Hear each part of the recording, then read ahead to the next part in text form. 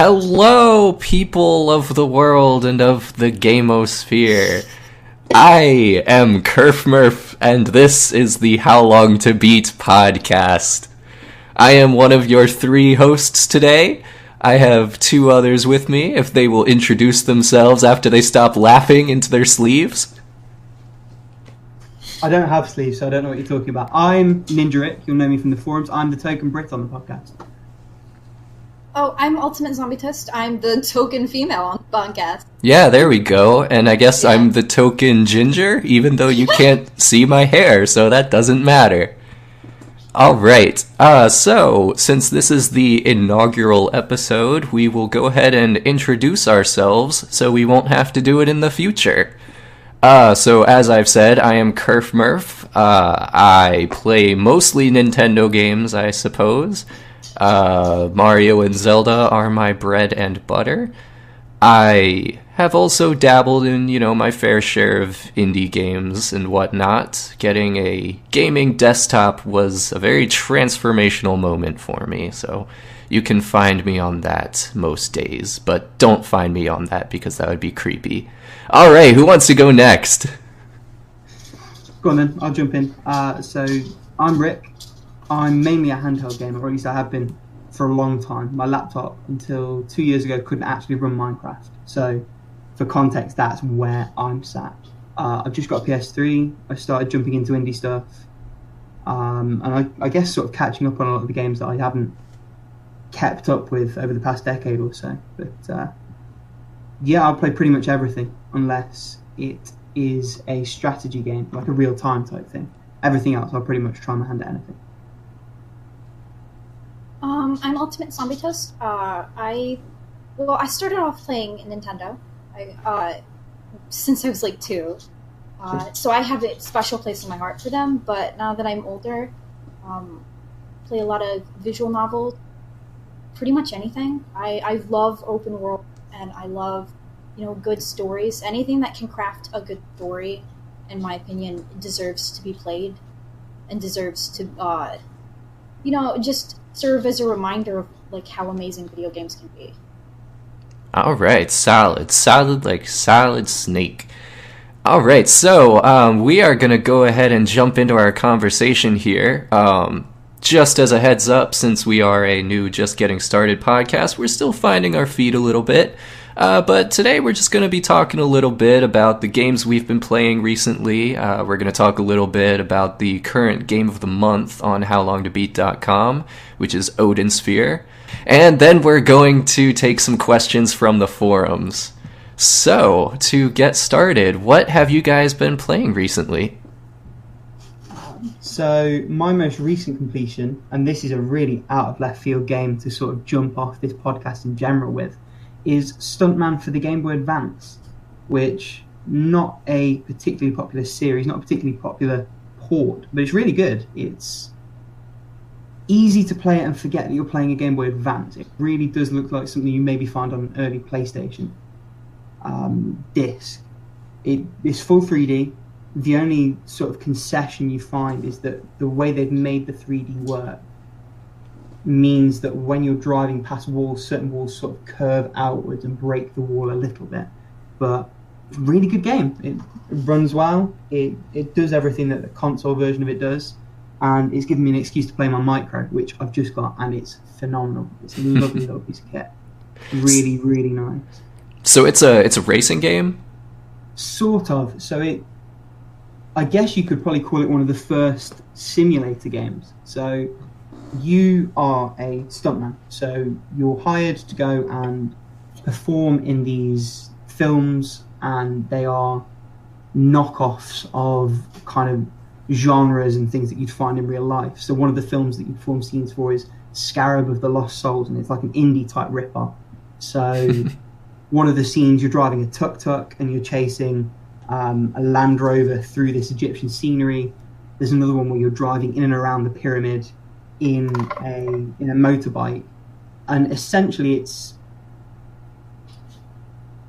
a little bit like a score attack game. So you have to hit certain things in certain orders. So there'll be a yellow box on the floor, and your director will say over the mic, handbrake 90, and you have to do a handbrake turn in that box.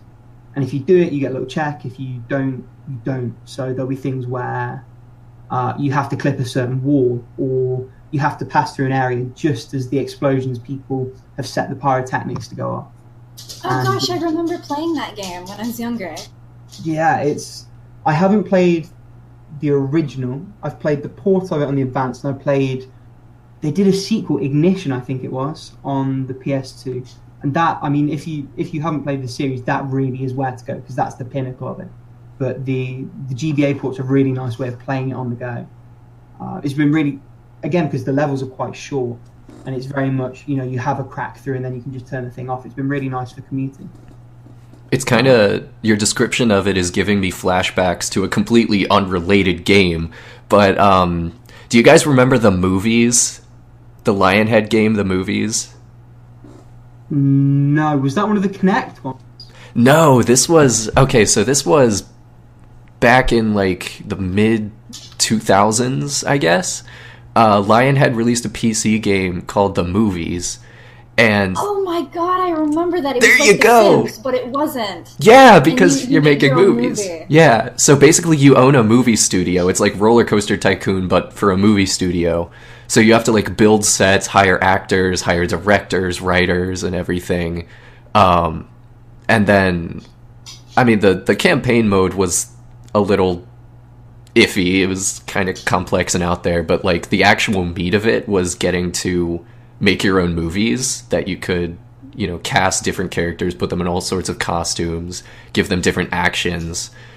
There was a huge community for it, where people could make their own movies and then upload them online. It's still going. It's still going.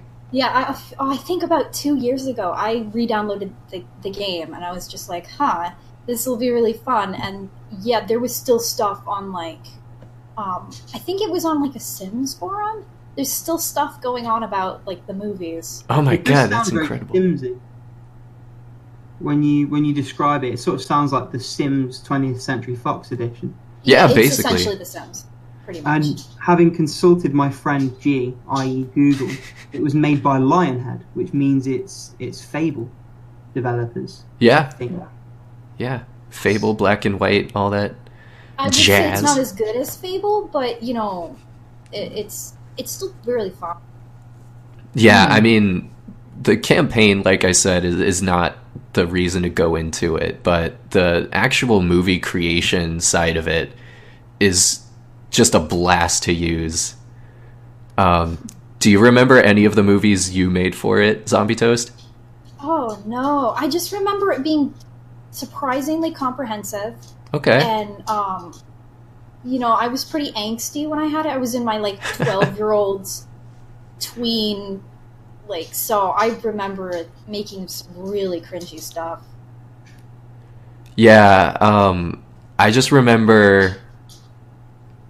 because, I mean, we were around the same age when it came out, so I was in my horny middle school phase, and I kept making movies where I would make the characters, like, make out, and there was, like, one of the animations you could make them do that was, like, vaguely sexual.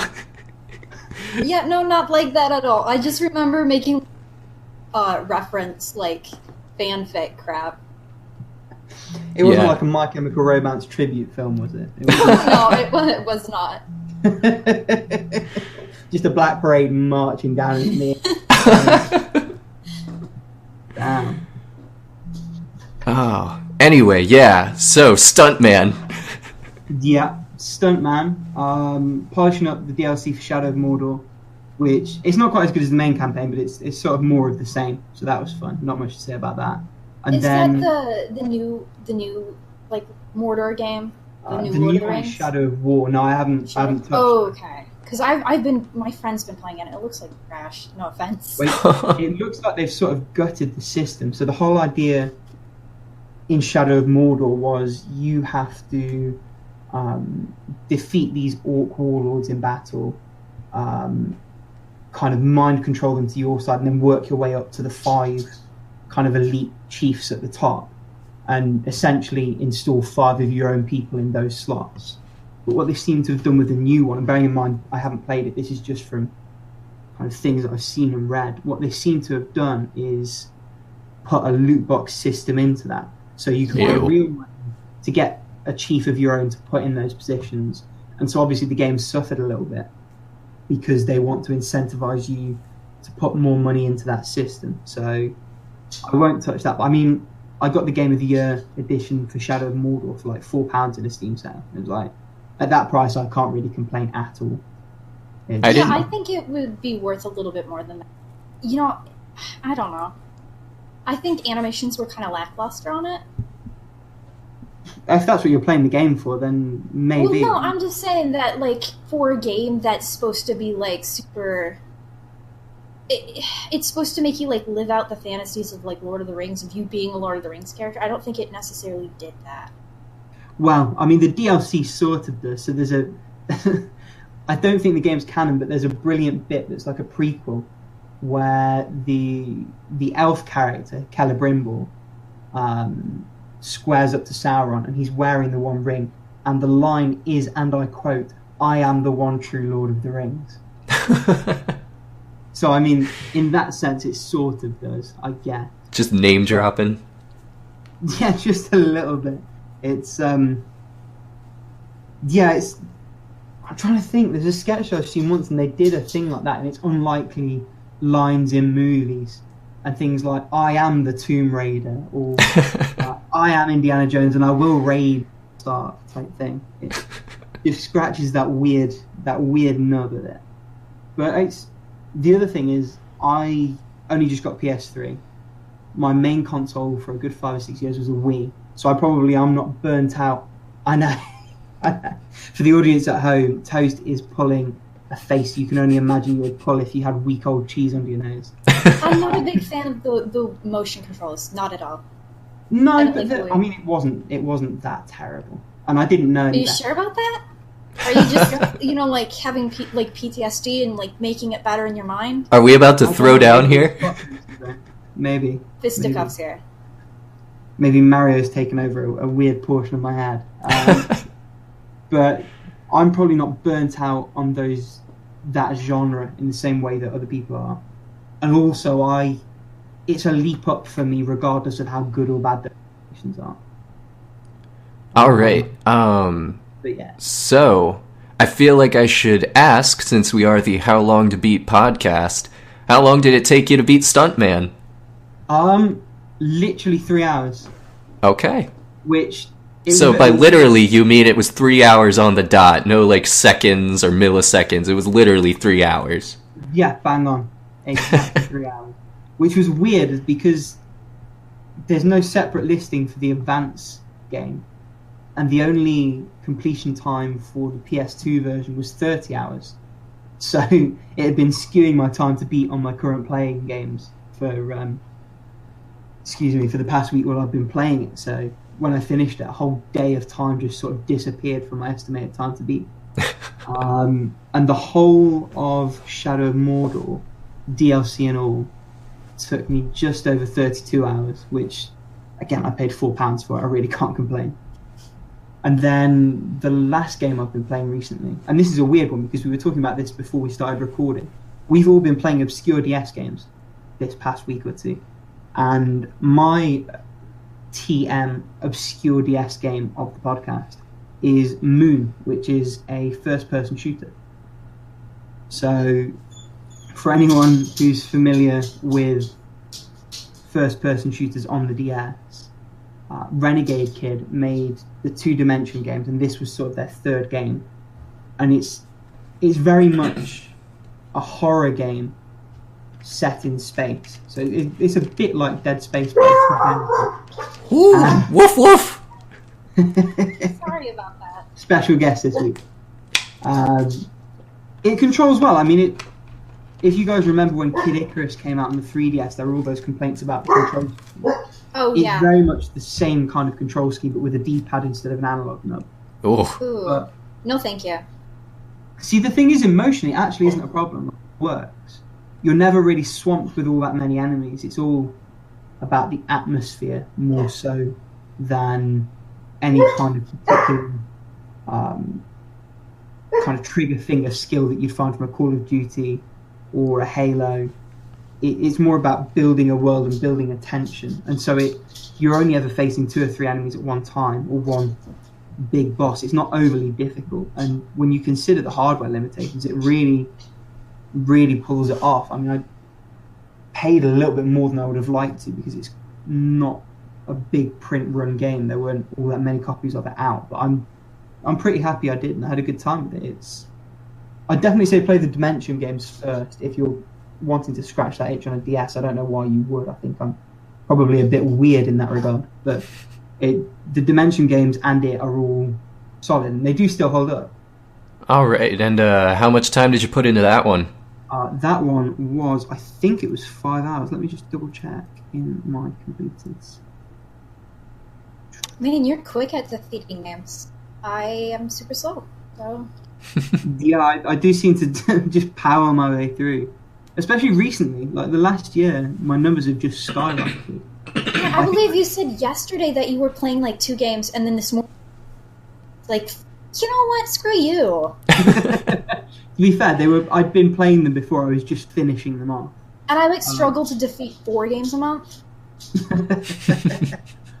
Yeah. So with Moon, I clocked the story in 4 hours 44, and then I spent another half hour or so clearing up some of the bonus missions. It's called Moon. It doesn't have anything to do with the movie Moon, does it? No, it doesn't. And it's weird because they came out about the same time as well. But no, they're completely separate properties. So Moon, the film, which is not a great film. I've watched it. It's hey man, don't you diss Moon. Oh, have I stepped on a toe? It's Duncan Jones, man. Duncan Jones can do no wrong. Except, I don't know whether it's the Moon's gravity or not, but he moves snail's pace in that film. And it's just a blatant rip-off of 2001: A Space Odyssey. In so many regards. I'm sorry, but that is my verdict. Alright, well, while I am Googling and buying my plane ticket to fight NinjaRic 1v1, what have you been playing, ZombieToast? I have been playing lots of visual novels. I won't get into that here. But I've been playing Fallout 3. Ooh. It's like a replay, but not quite. My friends call me the Bethesda Breaker. I tend to... I've never actually defeated any of their games. They always break long before I get to the ending.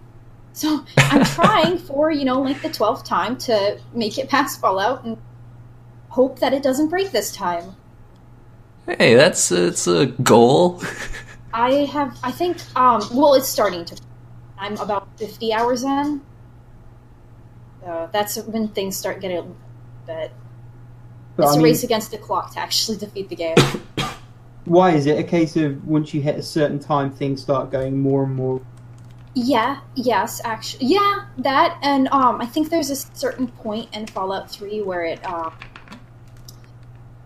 there's like a rotunda near the National Archives where if you go into there, that tends to break the crap out of it, and that's an area I just went through, and now walls are starting to appear where there weren't walls in doorways. Oh. And so I'm breaking it again, but... I mean, don't Bethesda games sort of break themselves, though, isn't that sort of the... They do, but dang, that's... For it to happen recurringly like that, that's way more unlucky I than... have never beat a Bethesda game because I just tend to really break them. I push them too hard. And I don't even mod them. I play them vanilla. If I play them mod, it took me like 10 hours to break Skyrim modded, and I had like one... I don't know. Something's wrong with me. But aside from another replay of Fallout 3, I'm playing Xenogears, which is I played Xenosaga, and I was like, the animation, like the CGI animation, I thought it was a good game, but it really didn't age very well. I would say the reverse for Xenogears. I think it plays and looks phenomenal for how old it is. I think it's fantastic. And now that's is that an action RPG? Yes, it's kind of weird to describe because it's like fantasy RPG with mecha. Yeah, it was like a precursor to like the Xenoblade series, right?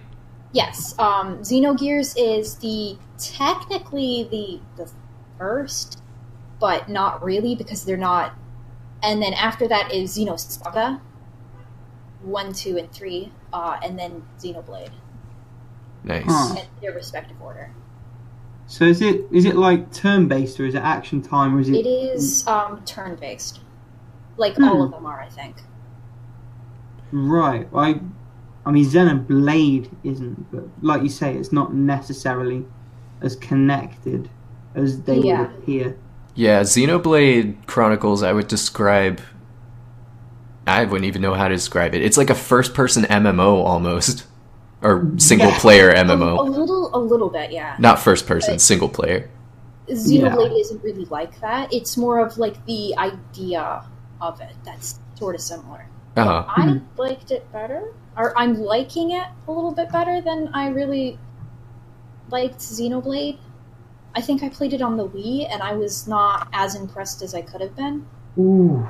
You might have to delay your tickets, Kerf, because I'm probably going to have a fight to deal with before you. Hey, I'm going to grab a ticket with you. Okay, well, I played it when I was younger, and I didn't get very far. So if I gave it a chance now, I'm sure that having the knowledge beforehand would make it better. I just don't really like the Wii as a system.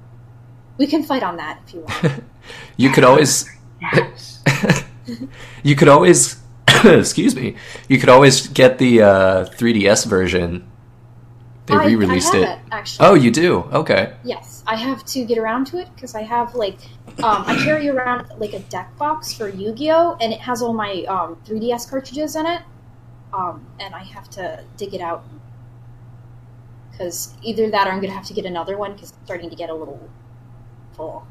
There's such a beautiful juxtaposition there between being organised enough to have a box for your playing cards and then disorganised enough that box is being used to hold your game cards.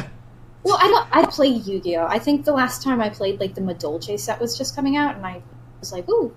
And then I played for a little bit, and I was like, no.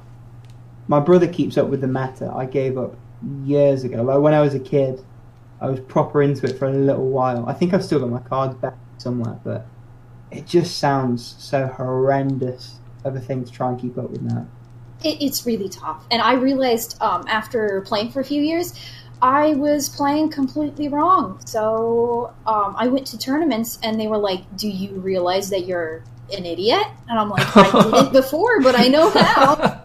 And it sounds like that is a 6-month process recurring, depending on what it changed my world, having, like, 11-year-olds be like, how are you so stupid? And I'm like, I don't know. Man. Those 11-year-olds, they'll wreck you. Maybe dragging us back on topic. What was your trademark? I was just going to bring that up. My DS game was Ghost Trick, and my sister has a copy. I didn't play it, but I was looking at it, and I'm like, oh, I should play this. And I did, and oh my goodness, is it phenomenal. It's so good. Oh, so glad you liked it. I love it. The art is so, like, I could just, like, bathe in that art. I could be surrounded by, like, the cuteness all the time, and I would never get old. It would just be great. What about the ending? Did it, like, rock your world? Oh, no, I'm finished. Oh, okay. Say no more. Yeah, I'm still on... I told you, I'm really slow at finishing games, so I go through maybe a chapter a day. Okay. So I'm on chapter 9. Oh, that's like, what, halfway, maybe? That's halfway through the game. Okay. Something like that, yeah. Yeah, I'm really slow at finishing games. There's not really much rush for me. Hey, I mean, you get to relish in it even longer. Yeah. So true. Gotta bathe in the beautiful art. Yeah, I really need to replay that game because that's like a top... Maybe not top 10, definitely top 20 all-time favorite game. I would say top 50 for me, for like, now. Mm-hmm. I love the way they draw animals, though. Like, Missile and the cat are so cute. Missile! Oh, I love Missile. It's coming back to me now. I also just found the puzzles to be really clever. I do, but I don't like the timing on them. Okay, yeah, I can see that. See, I thought that was pretty cool. Maybe it scratches the same kind of itch as Stuntman does, but it's sort of seeing everything fall into place at exactly the right. I know. What satisfies me about that.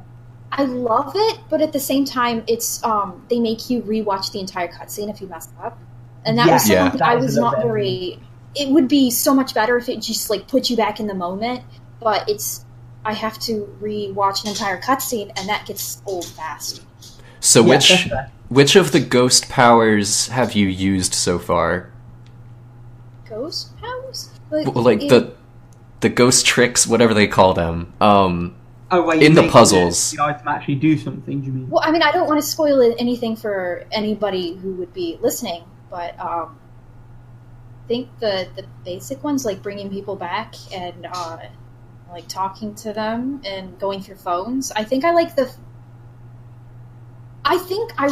there's something really gratifying about traveling through objects. Mm-hmm. I like the fluidity of it. It's really, really. I like the way they did it because it has this really satisfying noise when you do it too. It's like. Yeah. Wait, have you played Mario Odyssey? Yes. No. Do you know the sound that it makes when you're traveling through power lines? Yeah. In Bowser's Kingdom, where it's like that awesome like Asian themed music. Mm-hmm. That is my jam. There's certain sounds that are just a joy to listen to. The traveling through objects, and then like the electricity noise on the Bowser Kingdom and Mario Odyssey. I could just like put that on repeat, and it's like, oh. Did you guys, ZombieToast, you may be aware of this, but the electricity traveling noises in any kingdom, it harmonizes with the music. I did. In that kingdom. That's why it's so satisfying. Yeah, I love it so much. I love it. Yeah, it will actually, depending on like the way that the music changes or goes like up or down, then the harmony will actually change to fit whatever note is playing at the moment. And there were some other like tiny touches, but I don't remember them because I forget things easily. Nintendo is the best at just creating satisfying sound. Seriously. Like, yeah. Even outside of the games, just the Nintendo Switch clicking noise. They take it very seriously. Like, if the sounds aren't satisfying, people aren't going to want to succeed. So they honestly think about that really hard. Oh yeah, you just think of their library, your Zeldas and your Metroids. Iconic. All of the, yeah, exactly. But I was reading recently, apparently Nier Automata. Nier... I think it's... Nier. We'll go with Nier Automata. Apparently every song on that soundtrack has about 6 or 7 different versions. And so different parts of the song fade in and out depending on whether you're in battle, whether you're on low health, whether you're ascending, descending. So it's like contextual music. And it does different things to match. And I mean, I haven't played the game yet. It's one that I really, really want to get to. Well, believe me, friend, we are going to be talking about it later in this very podcast episode. Ooh, when we get to our questions later.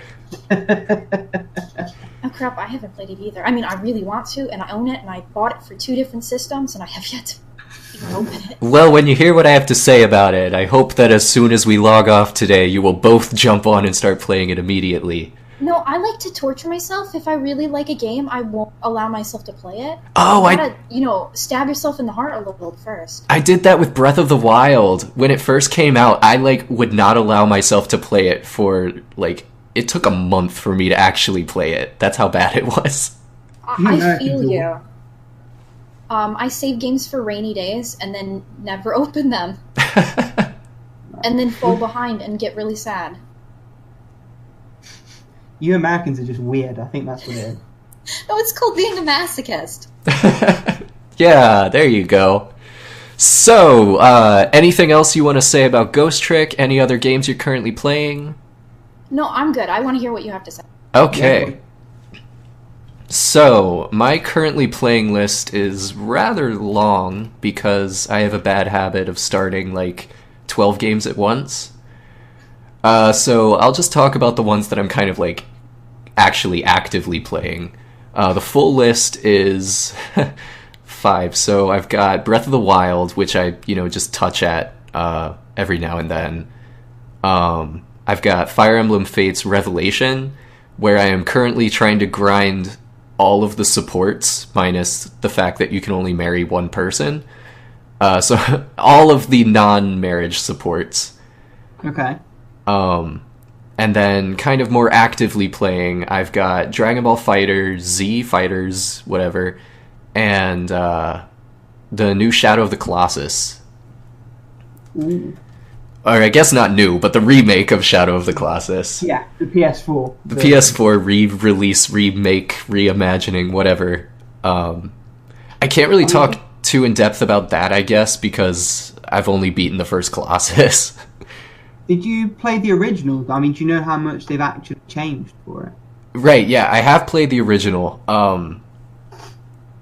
From what I can tell so far, it really does just seem like they took the old game and then they just built it from the ground up, kind of like doing a drawing when you're looking at an original drawing, tracing, right. Whatever that's called.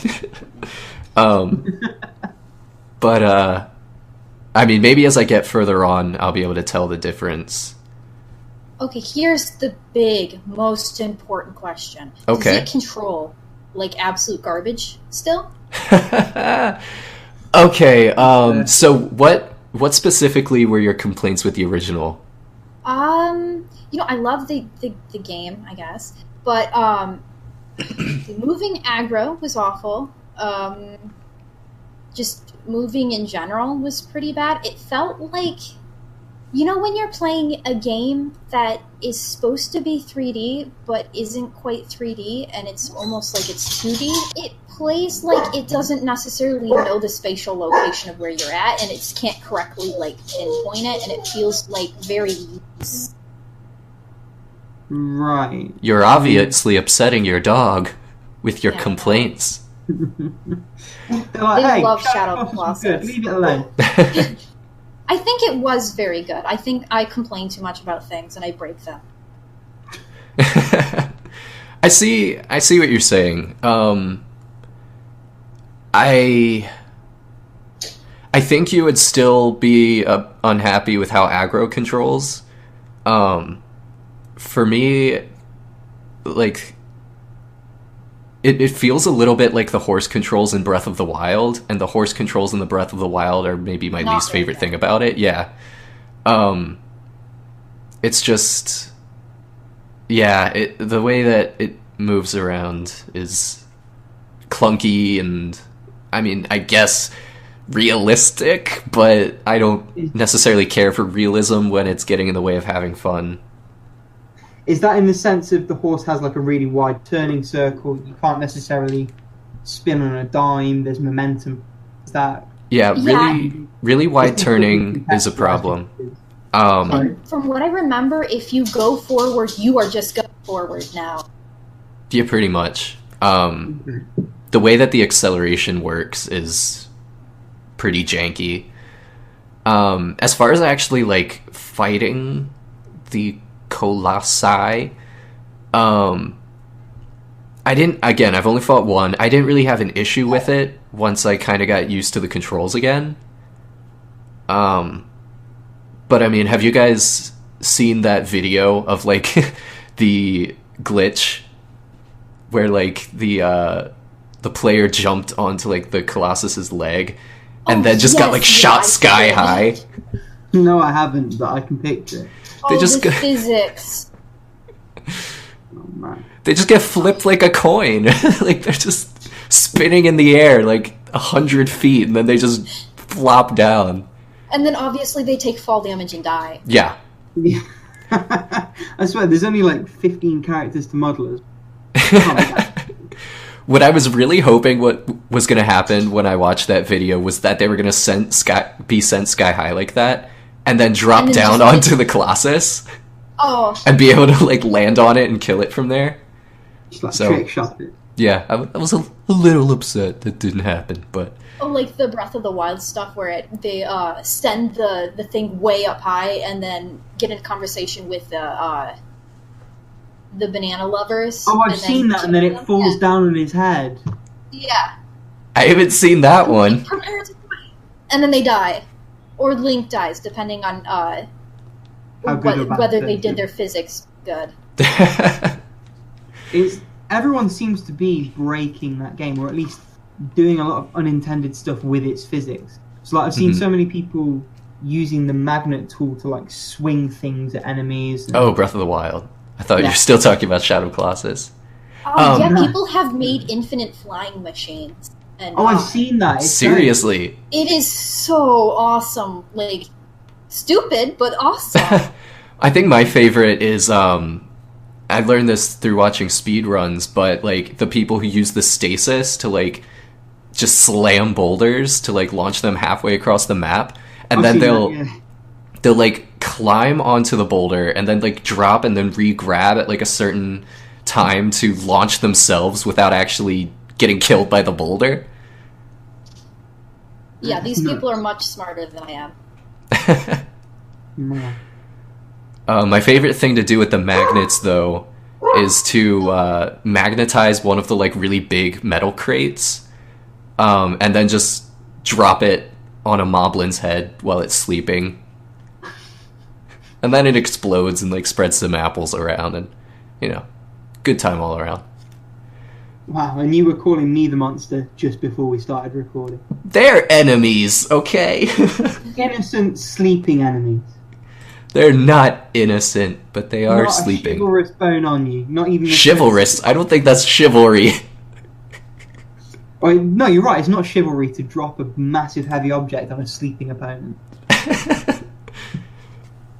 Anyway, that's all I really have to say about Shadow of the Colossus. Dragon Ball. Fire Emblem is like the third one now, isn't it? Of the 3DS titles. Yeah, so for Fates, there's Birthright and Conquest, which like you take a side depending on which royal family you go with. Is it a bit like the Pokemon Red Blue type split? No, they're actually like totally different games. Oh shit! Okay. Yeah. Mode. Birthright is easy mode, and then Revelations is the medium. Yeah, and Conquest is just balls hard mode. Yeah, I guess so. No matter what difficulty you're on, basically. Conquest was a nightmare, but it's definitely my favorite of the three. Okay. Revelation is kind of just the mode where you can marry everyone. And I think that's the only reason it really exists. I mean, the plot has some new revelations, but, I mean, I think that the real point of it is that you can take all of the waifus and marry them separately. Yeah, and for a game that ostensibly is focused on strategical role-playing combat, so many people playing that game seem to, like, be in it for the waifus. Yeah, that's... It really came about with Awakening, because, that was... You had sport conversations in the previous ones, but you didn't have them, like, marriage. Yeah. And then they decided... Because at the time, that was the first time that they had gotten that artist to do the art for one of the Fire Emblems, and it went over really well. And so they're like, well, fucking just do that! I didn't like Fates. I'm a huge Fire Emblem fan. I got the special edition for it, and I was like, this is... So I'm glad if you like it. You didn't even like Conquest? That's a no. Let me tell you something. I played it,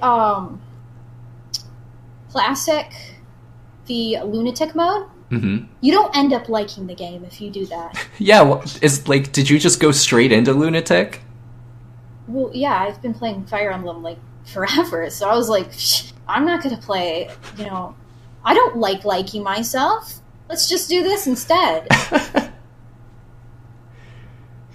Sack that, I'm not about that. It wasn't fun, actually. I probably shouldn't have. It was not fun at all. Yeah, I mean, normal mode was like just at the right level for me. And even then it was insanely hard. I would imagine that like hard is doable, but I can't even picture Lunatic on Conquest. Lots of resetting, because if your character dies, they're dead. Yeah. Lots of resetting. I think I thought did that was not. the point of Fire Emblem anyway. I thought that wasn't just. No, with Awakening they changed it so that you can bring back your allies if you do casual. Yeah. Oh right, so there's like a permadeath setting. Yeah. Which is the classic one, like classic Fire Emblem. But then they have the casual for filthy casual. I'm with you. Right, don't let me keep jumping down your throat. You carry on. I almost had to switch to casual for my Conquest playthrough, but I persevered, and I was able to make sure everybody lived. Casual is actually a really good time. It's the best way to, if you just want to get support conversations, that's the way to do it. Which is what most people play the games for anyway. Yeah. Because the story wasn't good. So that's, in Revelation, because of grinding supports, I am currently at 106 hours. Oh, which is ridiculous. Yeah, I'm actually like at that point where I'm questioning if I can see it through to the end, but we'll see. Well, I mean, how close are you? Do you think? I've gotten everybody their like heterosexual support conversations done, so all that's left is like the friend conversations. And I will let you know now. Well, I mean, if you really, really want to, you can, but there are sites so you could read the support conversations. Yeah, I know. I thought that it would not take as long as it has. Okay. Well, because the S conversations with the people of the same gender, they are so disappointing. So, I mean, if you want to, you can go ahead, but I'll just let you know now that. Because it's only Niles and Rajat, right, that have the... Yeah, everybody else, if you get to them to S and they are the same gender, they don't have anything. Yeah. It's just like a proposal, that's all.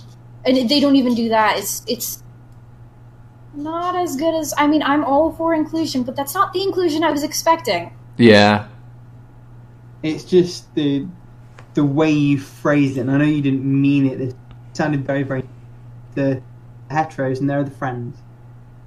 Oh, oops. Well, whatever. Anyway, so Dragon Ball FighterZ, woof woof, your dog's excited about it.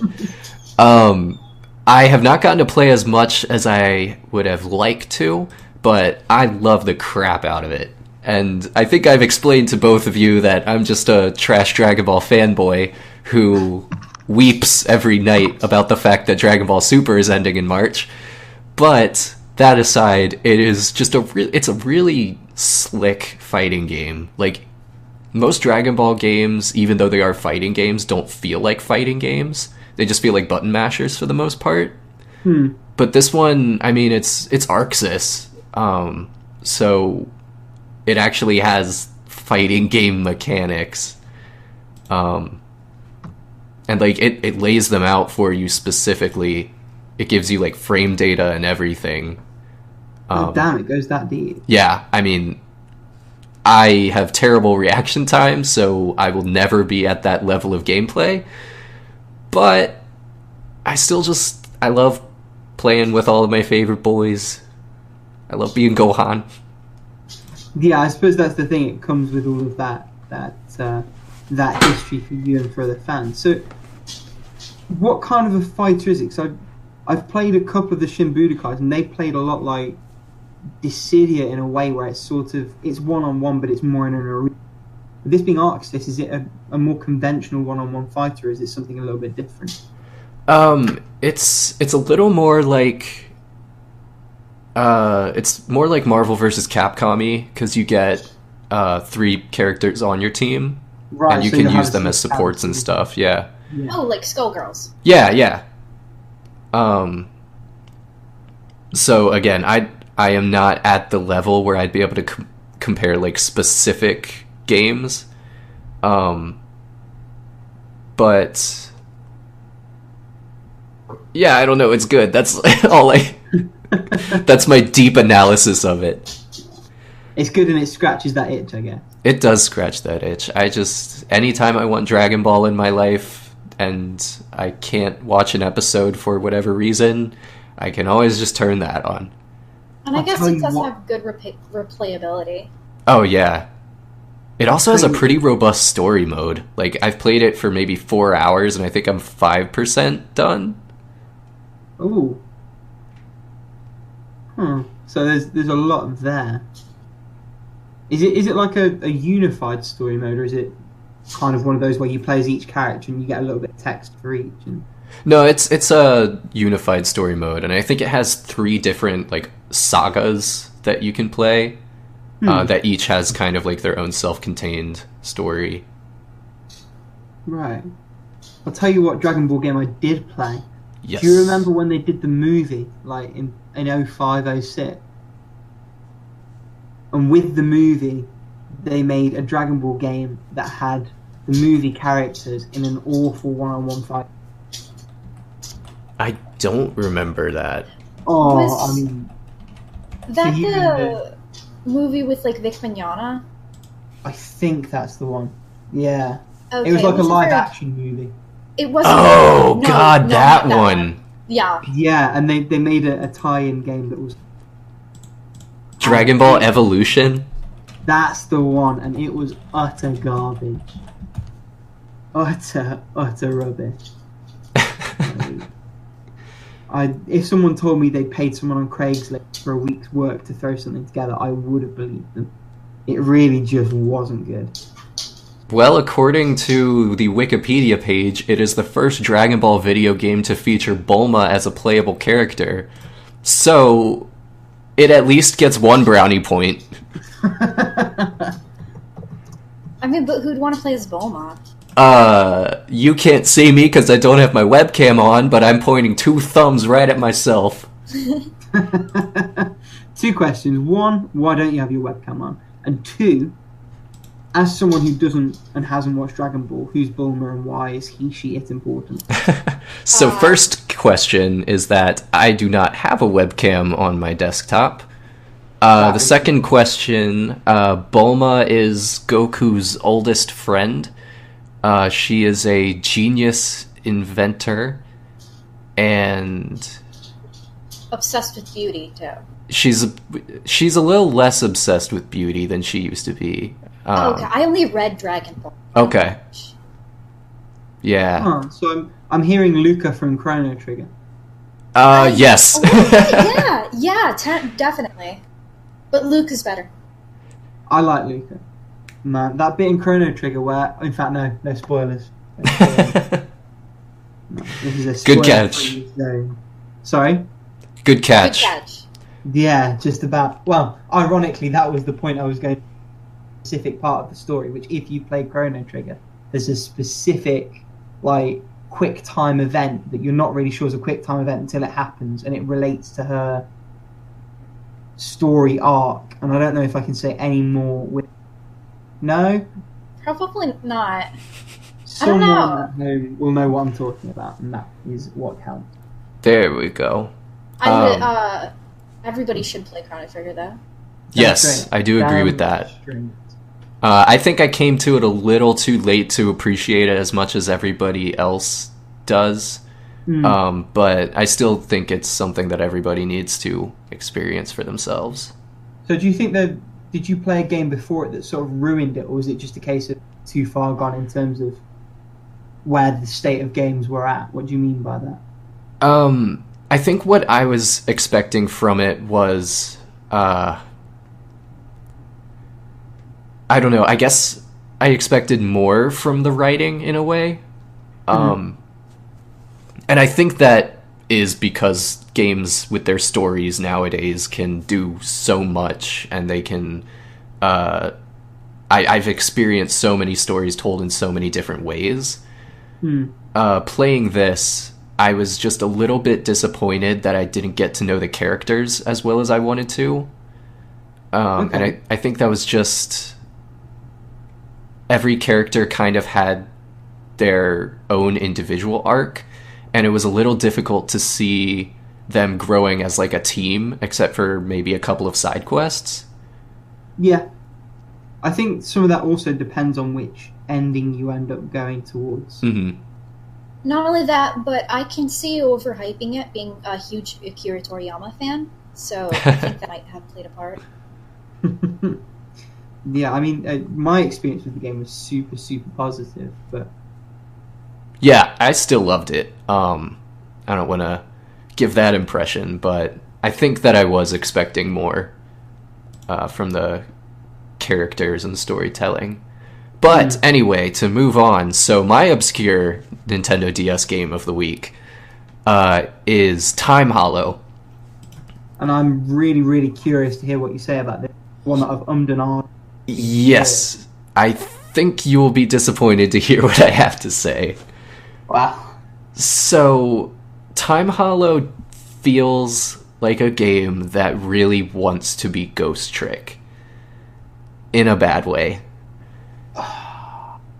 And I think that the fact that it has kind of a similar sort of presentation and has that kind of pedigree to compare it to, I think that made me like it less than I would have otherwise, because I was comparing it like the whole time.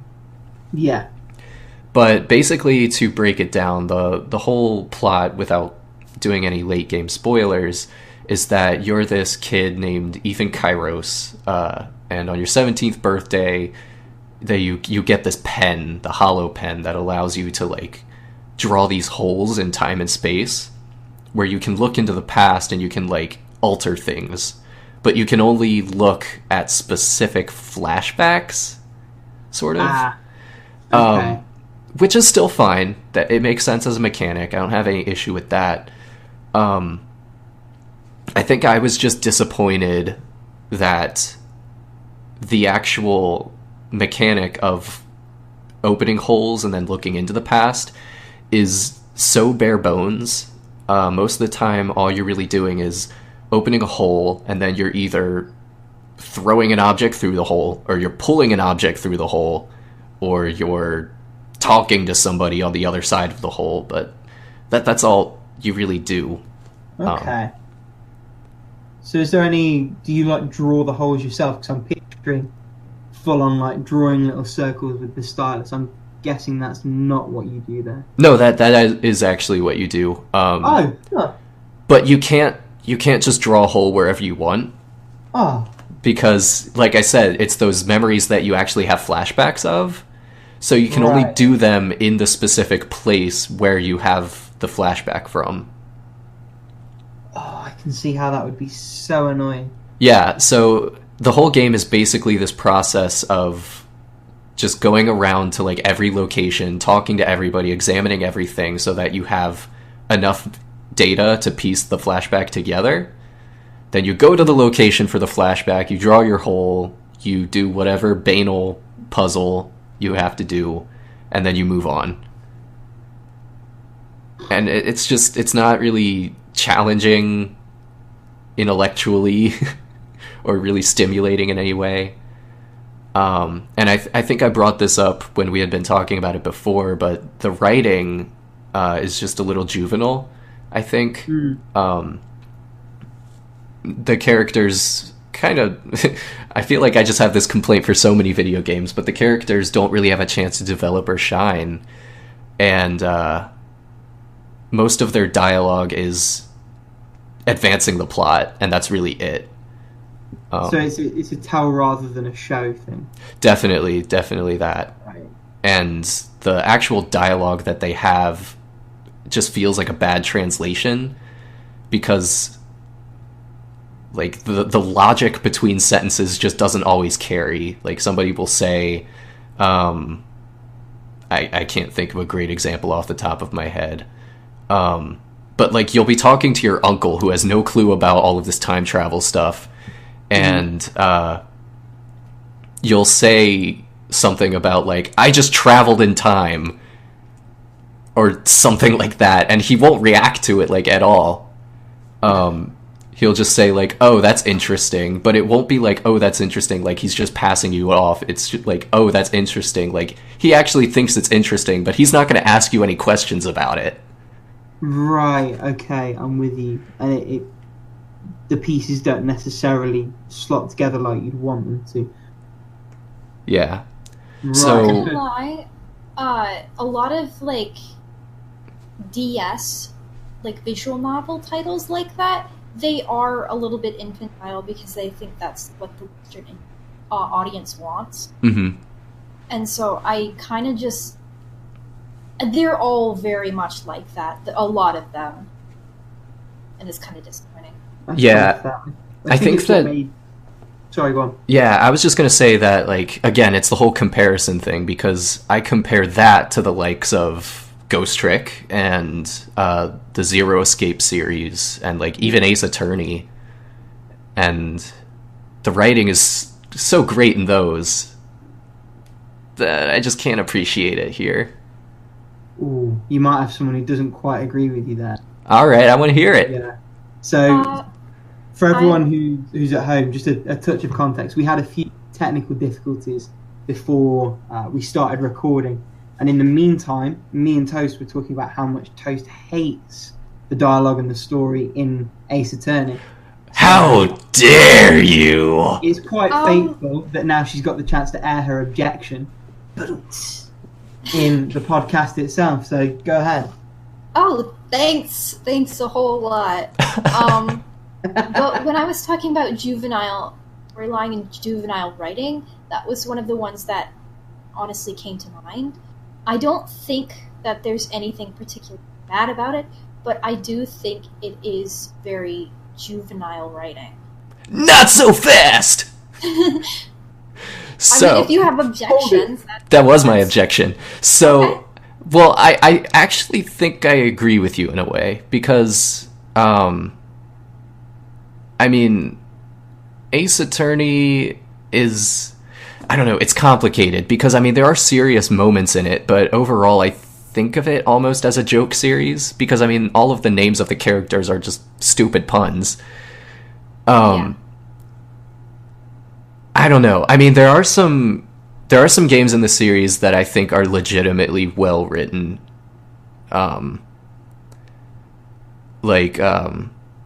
Have you guys, either of you, played the translation of Ace Attorney Investigations 2? I haven't played any of the games in the series. It's a gap in my backlog that I sort of need to get to. Would that be just like the second one, or is that a specific? It's the Miles Edgeworth spin-off series, and it's the second one. I liked that one better. Well, I only played the first one, but I think Miles Edgeworth is a little bit stronger of a character than Phoenix Wright is. Oh, definitely, yeah. I tend to, because that was a little bit more serious and a little bit. I don't really do juvenile humor. Mm-hmm.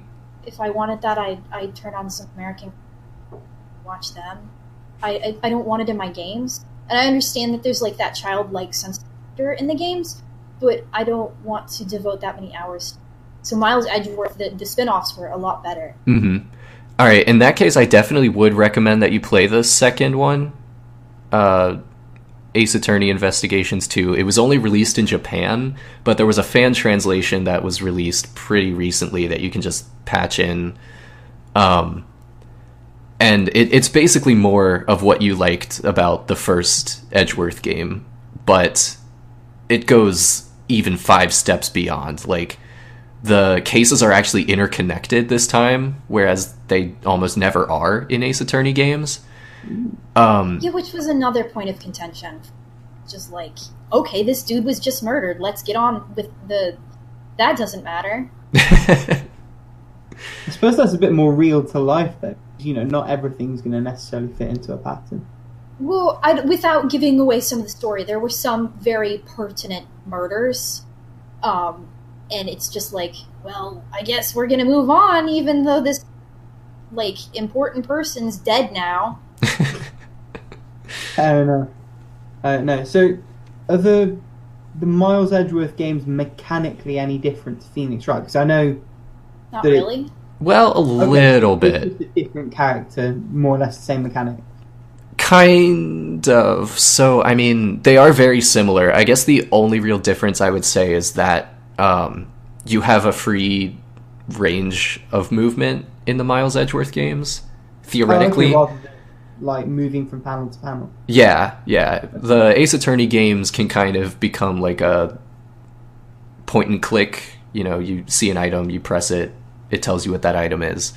Miles Edgeworth is kind of the same way, except you actually walk around the environment to spot those things. I can see that actually annoying me, weirdly enough. Like, yeah, but it works. They make it work, I think. I don't know. I think with the panel thing, it can often be more expedient, and it's a case of, you know, if I'm walking around, I'm just wandering. Whereas if you put everything, from a design perspective, if you put everything that I need to see in specific frames, that's just easier for me as a player, and it helps me get to the thing that I'm actually bothered about, which is sort of the story and maybe the trial mechanics. Mm-hmm. So just a matter of taste, I guess. I don't know. Cool. But to go back to just quickly before we move on, to go back to the whole juvenile angle, it's probably a fair criticism, but I think it's what made 999 stand out, the first of the Zero Estate games, because that really was quite gritty and mature in terms of, and this is minor spoiler for the first hour or so of the game, literally inside of an hour you have someone who has exploded, and although you don't see it, you get in grisly detail which of their internal organs have ended up on which.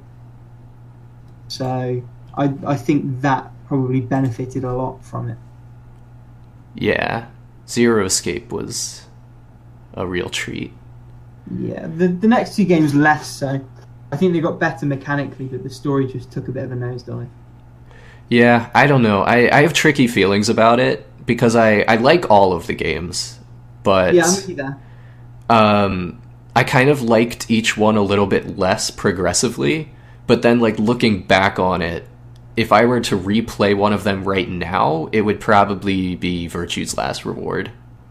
Yeah, I probably agree with that. I think if it weren't for the fact that 999 doesn't have that convenient way of jumping from kind of puzzle to chapter to chapter to puzzle that the two subsequent games do, I think I would actually prefer that one. Although, that's a thought, have either of you played, because they've recently ported the first two, haven't they? Steam. To Steam, but also to Vita and PS4, so it's called the Nonary Games Collection, I think, and it's the first two games, so it's Virtue's Last Reward is more or less untouched. On Steam, they don't run very well. It's purely the question of whether they've ported that mechanic into 9.9. I know they've more or less rebuilt that game as a whole to match the later two, but I would hope that try playing it again. Yeah, I hope that in the re-releases they made it so that you could skip through the earlier parts of the game more easily, because I think that's the reason why I would rather play Virtue's Last Reward over 999. Yeah, that's what I mean. Because I mean, you can just you can go straight into whatever point in the game you want in VLR. Anyway, to move on, I'll just say that Time Hollow, for anyone interested, only took me about 6.5 hours. You could probably do it in less if you if you had the right guess about where to go at which time. I had to wander around a little bit aimlessly. That's shorter than expected. Yeah, I mean, it's not a very good game. I was gonna say it's not a very long game, but it's not a good game. Alright, so I think we can go right on ahead and talk about the game of the month, which is Odin Sphere. Yeah. So we've all at least briefly touched it, haven't we? Yeah, so let's go around and say how far or how experienced we are with it. So for myself, I am about 5 chapters in on the first campaign, so Gwendolyn. I've seen like videos of it, not spoiler videos, so I don't know like where the story goes necessarily. So yeah, that's about where I am. Oh crap. I haven't set up my PS4 to start it again, but I know that when I was playing it originally, I think it came out at around the same time that Final Fantasy 15 did. So I played it very briefly, and then I was just like, Final Fantasy. And so I was past Gwendolyn's campaign. I was on Mr. McSuave. Oswald. Yeah, yes. Oswald the Lucky Rabbit. And I have, in fact, I've played it before on PS2 when it originally came out, but it's been many years. And I know I have to reset it up and have to discuss it, but I haven't really gotten around to it yet. Okay. Rick, what about you? I am literally on Act 1 of Gwendolyn's campaign. I think I finished the tutorial section about 10 minutes before we started recording. Man, you are just balling. Fashionably late is what I'm going to go with. But I'm playing on the Vita, so it's the same game, it's the same experience, but I do quite like having it kind of in my hand, especially having that artwork so close up, because it really is a beautiful game. Oh yeah, definitely. But I mean, what's interesting for me, and I know you've played more of the Vanilla West stuff, Toast, I don't know about you, Kerf, but jumping into the game, immediately the combat is almost identical to Dragon's Crown and to Muramasa, in the sense that everything revolves around the square button in terms of attacks, and you have the same charge attack, you have the same dash attack. It definitely has a lot more systems than those games. With Muramasa, it was literally just a case of collecting all the swords. With Dragon's Crown, and I'm really excited for Pro when that comes, just by the by, but with Dragon's Crown, it was all about the loot you were collecting, really, and I guess a little bit the skill trees. With this one, you're planting seeds and you're attracting collectibles. Yeah. Pardon? With your skill points too, like you're getting those up too. Oh yeah. Yeah, I haven't even looked at that yet. Yes, you have. Each character has. It's sort of like a level up system. It's a lot like Final Fantasies, where it's like a grid. Oh, a bit like the one in X. It's like a purple hued one, isn't it? I do know. Yes, it's a lot like Muramasa's sword chart. Mm-hmm. But I think it's one of the first Vanillaware, if I remember correctly. It's been a really long time since I played Princess Crown and Dragon's Crown, and I believe it was the first one to have a skill board, and I think it did the best with it. Okay, I mean, that sounds about right, because I think it was Princess Crown, then Grim Grimoire, then Odin Sphere, so... Yes, and I think Princess Crown was, the most rudimentary, honestly. Yeah. Which would make sense. I think they've only improved since then. Yeah, well, Muramasa was phenomenal. I mean, that's top 3 favorite games. Not on the Wii. On the Vita. Not on the Wii. Don't play it on Wii. No, I didn't realise it had motion controls until you mentioned it. It's sickening. Yeah. And it's literally, is it swing up for the up sword, down for the down sword? I can't quite remember because I gave it to her because she liked the motion controls. She could go have a field day with it. She could keep that game for all I care. But I think it's upwards for changing your sword. There was some kind of motion for changing your. Oh no. I can't quite remember, so I might be getting it wrong. No, I mean it's not even a casual game. I 100%ed the thing, and there was some parts where I really struggled with the fights. I can't imagine trying to juggle motion movements, trying to get those to read as well as actually conducting the battles. I'm flashing back to No More Heroes. Did either of you guys play that? No, but I am aware of it. Okay. I know of it. Yeah, so I think the second one got rid of this, but in the first No More Heroes at least, you had a different stance based on if you were holding the Wii remote up, down, or in the middle, and it affected how heavy your attacks were or something like that. So, Okay. like, there was a fast stance, a slow stance, and, like, a medium stance, I think. Oh, no way, no. It Yeah, sounds a bit like Heavenly Sword, maybe. I haven't played it. although that did it with the shoulder buttons, which is a little bit more amenable. The recent comparison I guess I could make is Neo had kind of something similar. Right. But that, I mean, for that one, you change your stance just by pressing buttons. Yeah. For No More Heroes, like, actually having to, like, aim it up, down, etc. I mean, it does not make for a comfortable playing experience. No, I'll bet. But yeah, back to Odin Sphere. So, I have to say that I'm not sure if it's for me necessarily. Oh, What really? aspect? Yeah, I mean, Oh, man. yeah, and it's breaking my heart because the art is gorgeous. Like, there's no doubt about that. And I'm I don't actually, think anyone would say that the art's not good. yeah, they would have to be a fool. But and like the story too. I'm really enjoying the story and just like the whole presentation of it. But I was looking through the comments in the forums about it, and I have to agree with a lot of people that it's a little too repetitive, I think. It outstays its welcome. Yeah, and I mean, I haven't even finished the first campaign, and like it's hard for me to imagine. Well, like when you start with the second character and onward, do you have to like buy more bags and all of that all over again?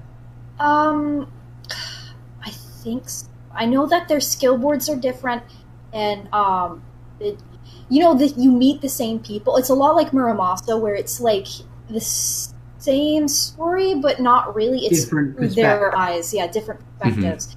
And you know what's even worse? What? Gwendolyn was actually the best out of the group. Really? So if Gwendolyn is outstaying her, then the rest are gonna not be so. Oh no! Because I think Gwendolyn was the most balanced and the best story-wise, at least in my opinion, because I really like Gwendolyn.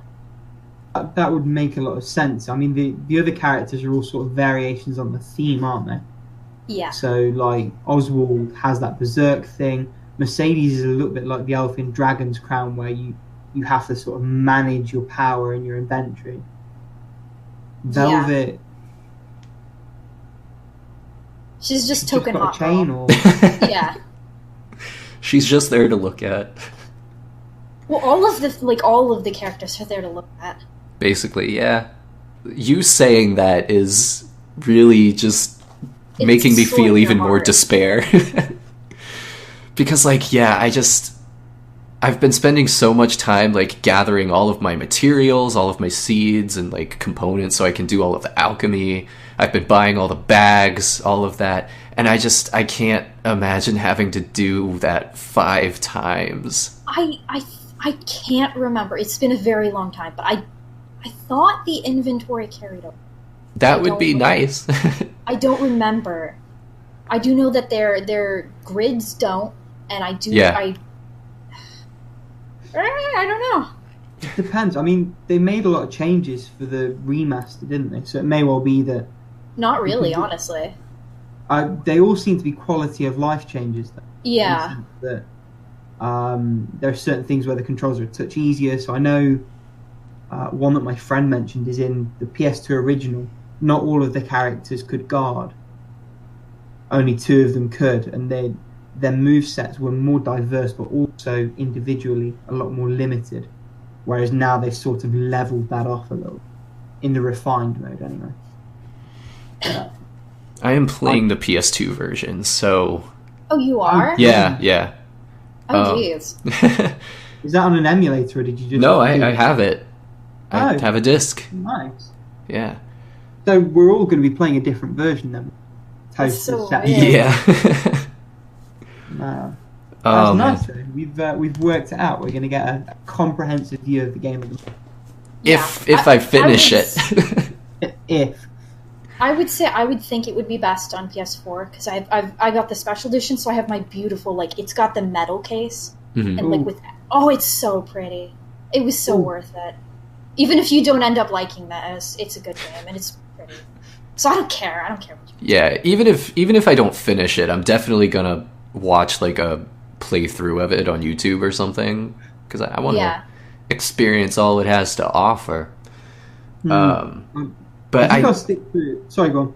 No, I was just gonna say I'm not huge on the combat. Don't say that. Well, I think that part of it for me is just like, I don't like that there's not really any way to cancel out, at least with Gwendolyn, there's not really any way to cancel out of your moves. So, I mean... Sometimes you look like an idiot if you're up in the air, like, going from one end of the screen to the other, and there's nobody there. I guess I do understand that. You can square down and do, like, a diagonal... Yes, you can. You can dive. Yeah, in midair, but, like, when you're in the middle of, like, a 4-hit combo... then you can't, like, press a button or, like, press a direction to, like, break out of that. Can you not cancel out with your evade? There's an evade button? Yes, there is. But how have you been evading, then? Have you just not? That wasn't in the tutorial! on Vita, it's right bumper. I can't remember on PS2, it might be R1, but there definitely is a dodge button. Okay, I will have... That was not in the tutorial, so I... Then it might not exist. It might be something new they added. That may well be a quality of life thing in the update, yeah. Oh, sucks to not have that, then. I'm actually going to grab my manual and check this real quick. It breaks my heart that you don't like the combat. I mean... It's beautiful to look at. If there is an evade button, I will like the combat so much more. But it's just such a beautiful system to play. I mean, even having spent, upwards of 30, in fact, including all the DLC, probably upwards of 50 hours on Muramasa, 2 playthroughs of Dragon's Crown, and this, I'm still not bored of the combat. It's just so satisfying. And although the set is quite limited in terms of your guard and your attack are all on the same button, and then you have your specials button, but all of the different combinations and things you can do with that bounce around, it's just such a satisfying system. I keep buying Vanillaware, so obviously I like them. I would really, really love if they would, like... Because they seem to think of a theme before they really dive into the story. I would love it if they did, like, a steampunk. That would be so good. They are. They're doing... Have you not seen the trailers for the 13 Sentinels game? Huh? Well, that's not quite steampunk, I suppose. It's not steampunk, though. No, but it's more towards that. Or if they did, like, a Bloodborne type dealio. Ooh. Now I would love that. That I could do. To be fair, Grim Grimoire's not a million in terms of... Grimoire was kind of... a little bit. I'm not looking forward... I mean, it's on my list of games to get to soon, but yeah, I mean, I don't like RTS games at the best of times, so I'm expecting not to massively enjoy Grim Grimoire, but at the same time, it looks amazing. And I feel like especially, like, it's on an emulator, it's not costing me any money. It's worth at least giving a go. So all right, that's how I felt about Princess Crown, because there's no way for me to actually get a version, because it's all in Japanese. It's just like, to play it, you have to read alongside it on a website. Is there an emulator for the Saturn? It would be, they did a port of it to the PSP, I believe, and so I mean, I got myself the Japanese copy of the PSP version, so I'd be like at least throwing some money at them. But right, I'm with you. Yeah, it's all in Japanese. So there's that. Yeah, I'm consulting my friend G, looking at the. Well, I have consulted the manual for Odin Sphere, and I do not see any reference to an evade button. Huh. Oh, man. Sucks to be you. Yeah. It might just be one of those sucks to suck moments. I might just have to... I might have to cut my losses, give up on it, and then wait for, like, a sale on the remake or something. Yeah, bite the bullet and jump in on that. Yeah. You know what? Actually, if you buy used games, I know lots of people swear by buying used games off of GameFly, like not getting a subscription, but buying used games from them. Well, I do actually have a GameFly subscription, so maybe I could even just rent it. Man, you're the first one I know to actually have one. Really? Yeah, I heard it's not worth it. Really? Yeah. I get a crap ton of use out of it. I play slowly, so. What's GameFly? GameFly, oh yeah, I guess they don't have it over it's an in the American UK. company. Yeah, it's like family Not video you for peasants games. on the other side of the pond. Yeah, so it's a rental service for video games. Oh shit! So like Love Film type thing. I don't know what That's the not something we crap have. that is, but That was pre-Netflix. So it was like they'd mail you a couple of DVDs and finish. You'd mail them the DVDs back, and they'd send you the next one. yeah, Yes, and that's like exactly that's how Netflix was like before they started their streaming service. So it's Right. it's similar. So it's just that for games. Yeah, but Huh. I mean, I know a lot of people have problems with it because they live in an area where it takes like weeks to deliver their games to them. I guess I'm just lucky because they always get to me within like 3 days of shipping. And I'm pretty quick at playing games anyways. So I mean, if I can rent one new release a month, it pays for itself. I mean, let me do the math in my head. What kind of a subscription cost are you looking at? How much is it? It's like 20 something, maybe it's less. Let me What, a check. month? Just open my account page right up. Here we go.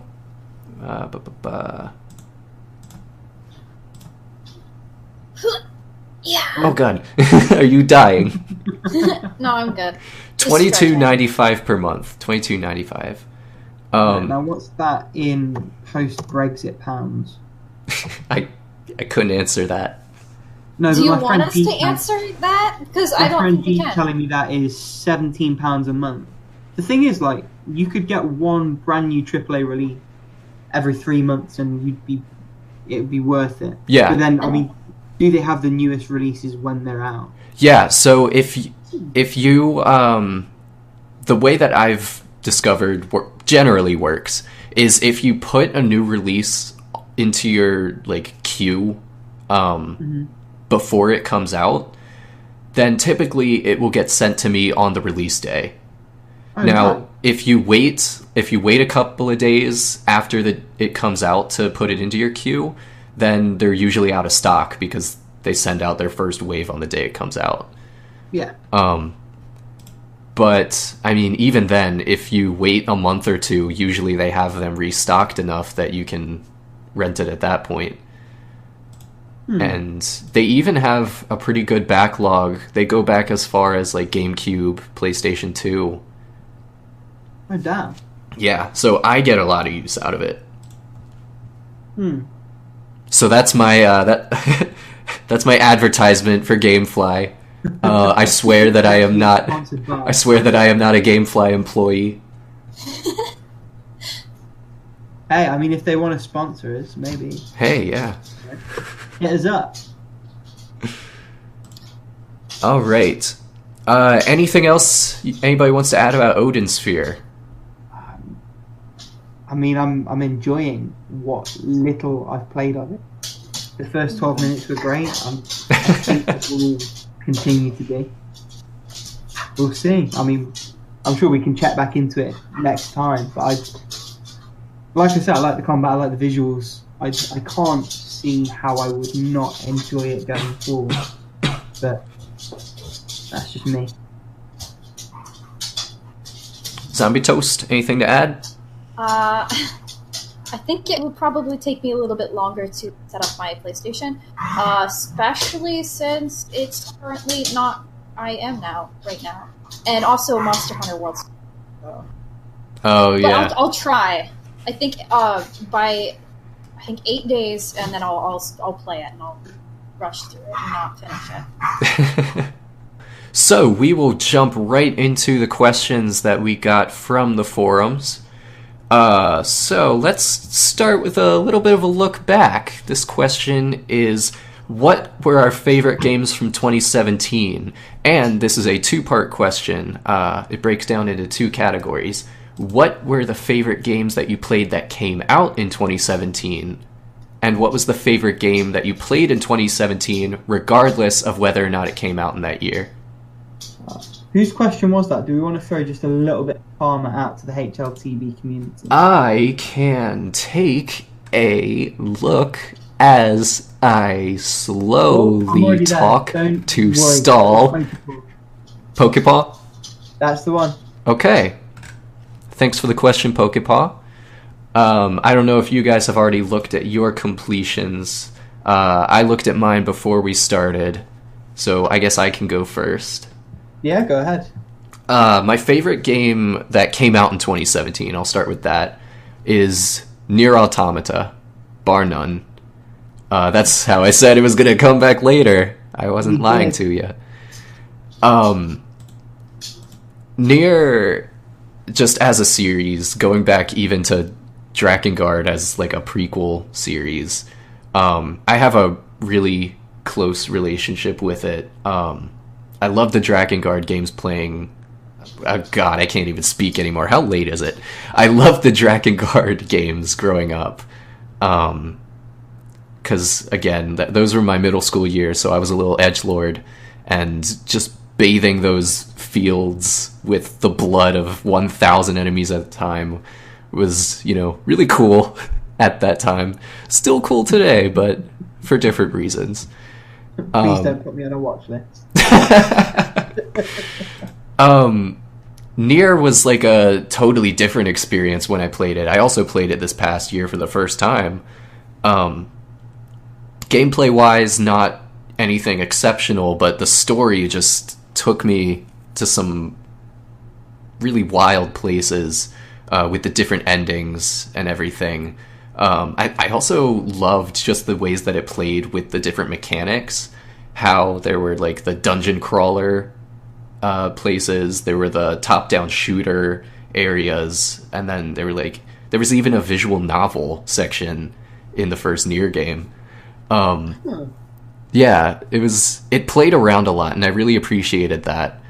So Nier Automata, fast forwarding, is just naturally.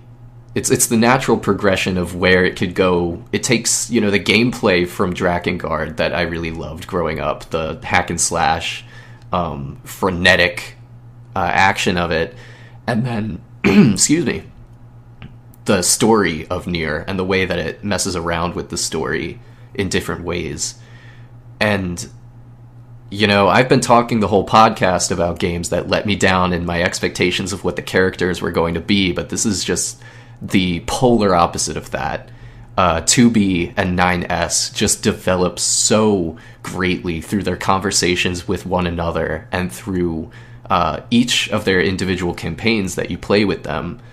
And it's not just what they say and what they do, but the way that they think. And you can actually see the way that they think within the very menus of the game.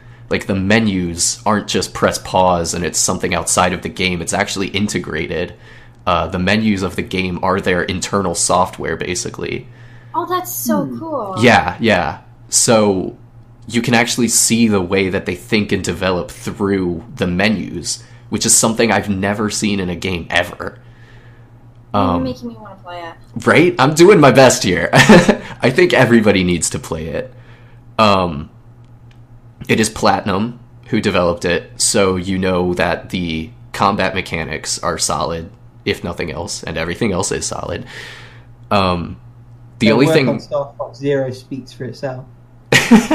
Hey, look, man, I am the sole defender of Star Fox Zero. I will die on that hill. Maybe die on that hill after I finish derailing you telling us about how great Indeed. is. So, Automata doesn't mess with, like, the gameplay in the ways that Nier does as much. There's still some kind of top-down shooty sections, and there are still some sections that veer a little bit into visual novel territory, but not as, like, there's not like a whole chapter devoted to it like there was, or there might be, but anyway, I won't get into that.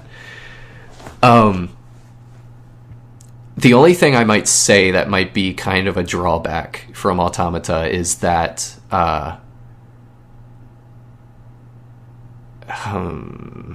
the world is a little bit small, and you have to navigate it multiple times with multiple different characters.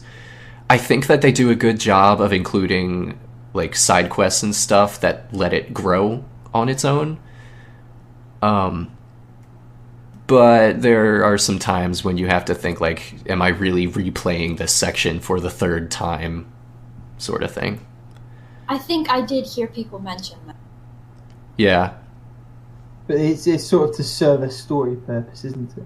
Yeah, definitely. Like, even though you're replaying the same sections, there will be different dialogue, and you'll go off to like a slightly different place. So at least they do a little bit to help out.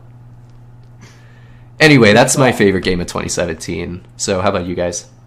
Fair enough. So are we talking now in terms of games that out in 2017? Came out in 2017. We'll get to the others in a sec. Okay.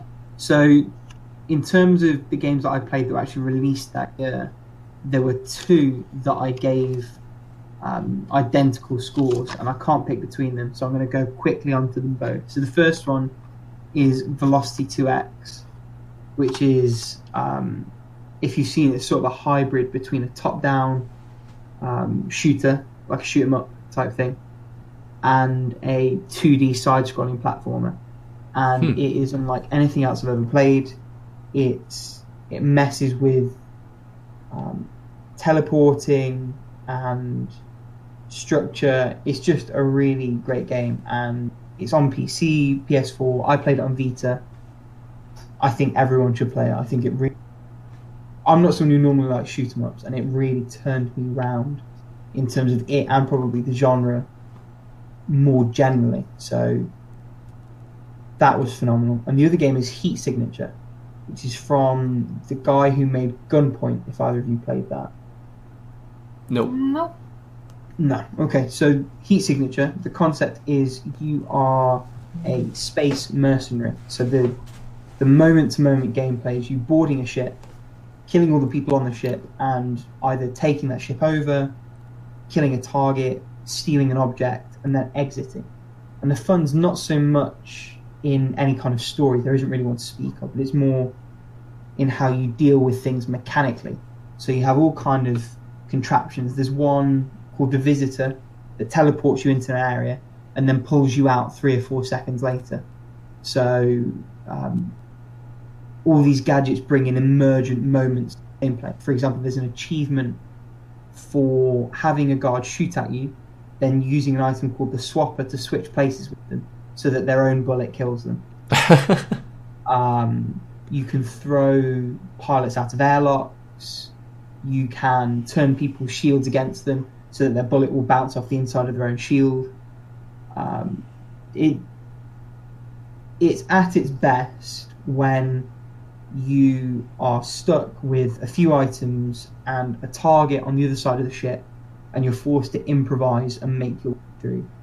And in that sense, I'm trying to think of the best game to draw an analogy to. I guess the best analogy to draw is to the kind of thing you do in a GTA game where you're trying to get the cops to chase you, and you're trying to keep them at bay for as long as possible. And you just find yourself in this situation where it's like, shit, what do I do now to keep this thing moving forward?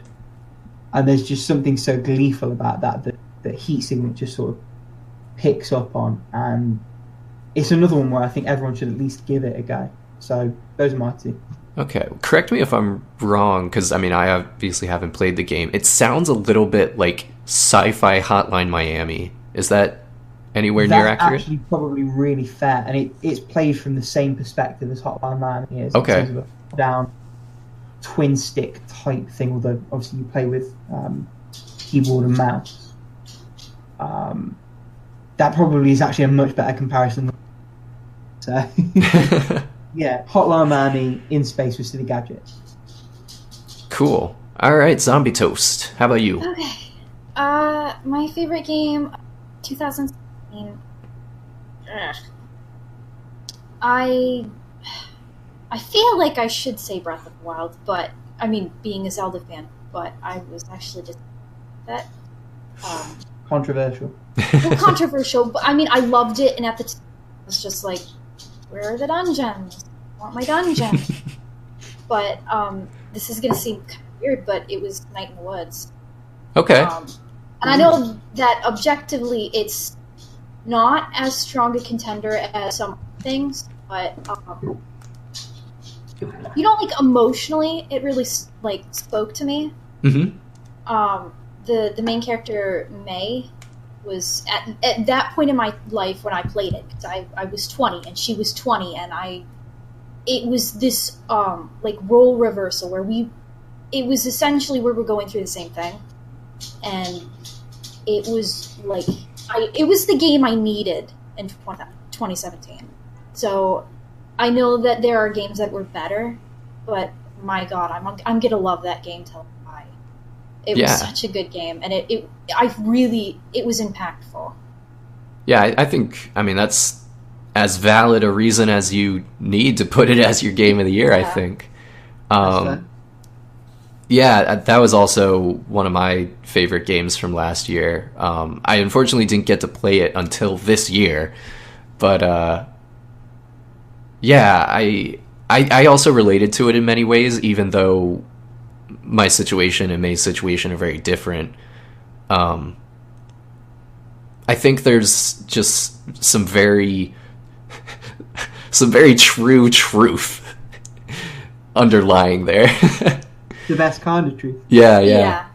Just, I think even if you don't necessarily relate to May directly, I think that between her and the other characters, anybody can see at least a little bit of themselves in any one of those people. I definitely saw a lot of myself in Greg. Greg rules.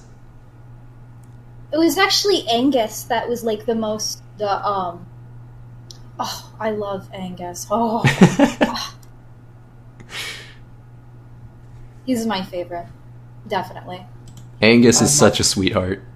Yeah, and there's this. I don't want to give anything away, but in where if you can choose to hang out with him, choose to hang out with him.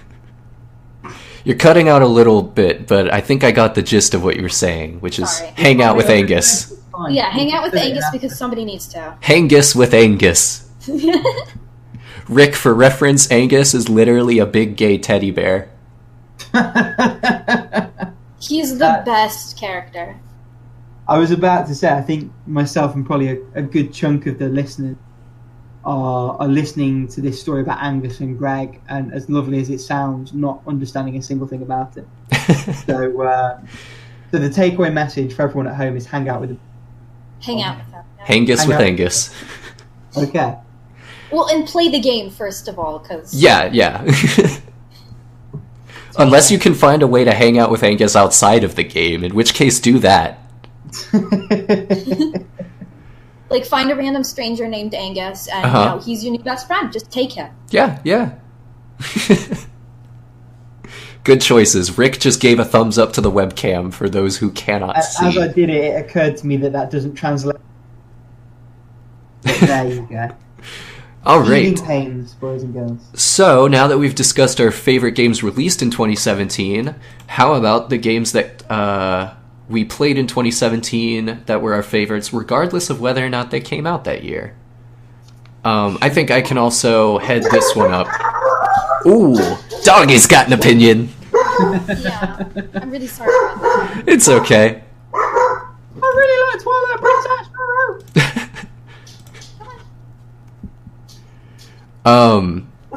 Let's see. Yeah, I guess technically this one did come out in 2017, but originally did not come out in 2017. I'm gonna give it to Danganronpa.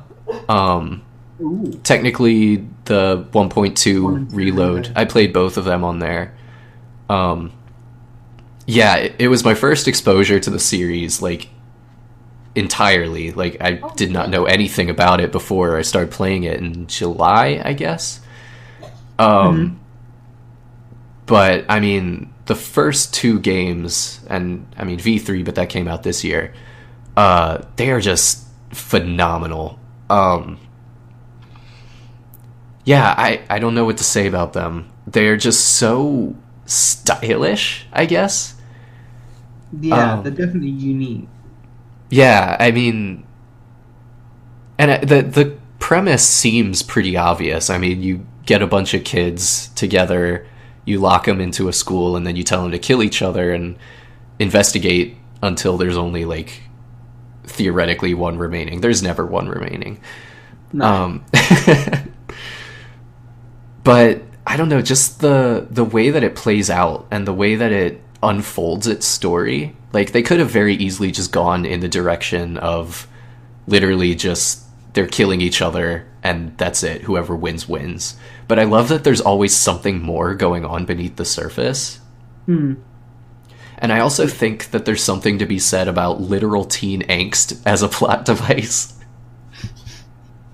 I mean, the games themselves are very much proof that, or proof positive that the important thing is not necessarily where you're going, but it's the journey to get there. And I think that's probably what you're alluding to, in the sense that the plot isn't necessarily a sea change, but the way in which it's done. Like, in no other game could you possibly have the fact that someone is phenomenal at throwing baseballs form an integral part of a murder mystery. Or, in fact, have a girl who sneezes and then changes personality. I hope that everybody's played Danganronpa. Pardon? I hope that everybody's played Danganronpa. Well, if they haven't, they won't have a clue what I'm talking. Spoilers. No, to be fair, if you're really, really perceptive, I may have helped you through the first case and given you a hint as to something later on. But I think by and large, that one we don't need to fix in post. I think that'll be okay. Yeah, I mean, case 1 in the first game is pretty obvious. It's a throwaway case, honestly. Yeah. It sort of needs to be, though, because that really is that easy. Yeah, I mean, it's the same way, to go back, it's the same way with Ace Attorney games, where the first case is always just a tutorial, very throwaway, very easy to solve. But your comment about it being about the journey made me realize that the real Danganronpa was the friends we made along the way. Ah, hang on, what do you mean the real Danganronpa? I'm making a terrible joke, is what I'm doing, Rick. Ah, right.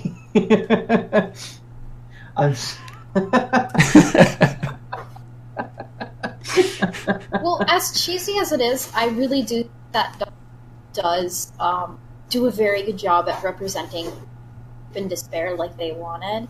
It's a series that knows what it is and does a very good job of, sticking to that.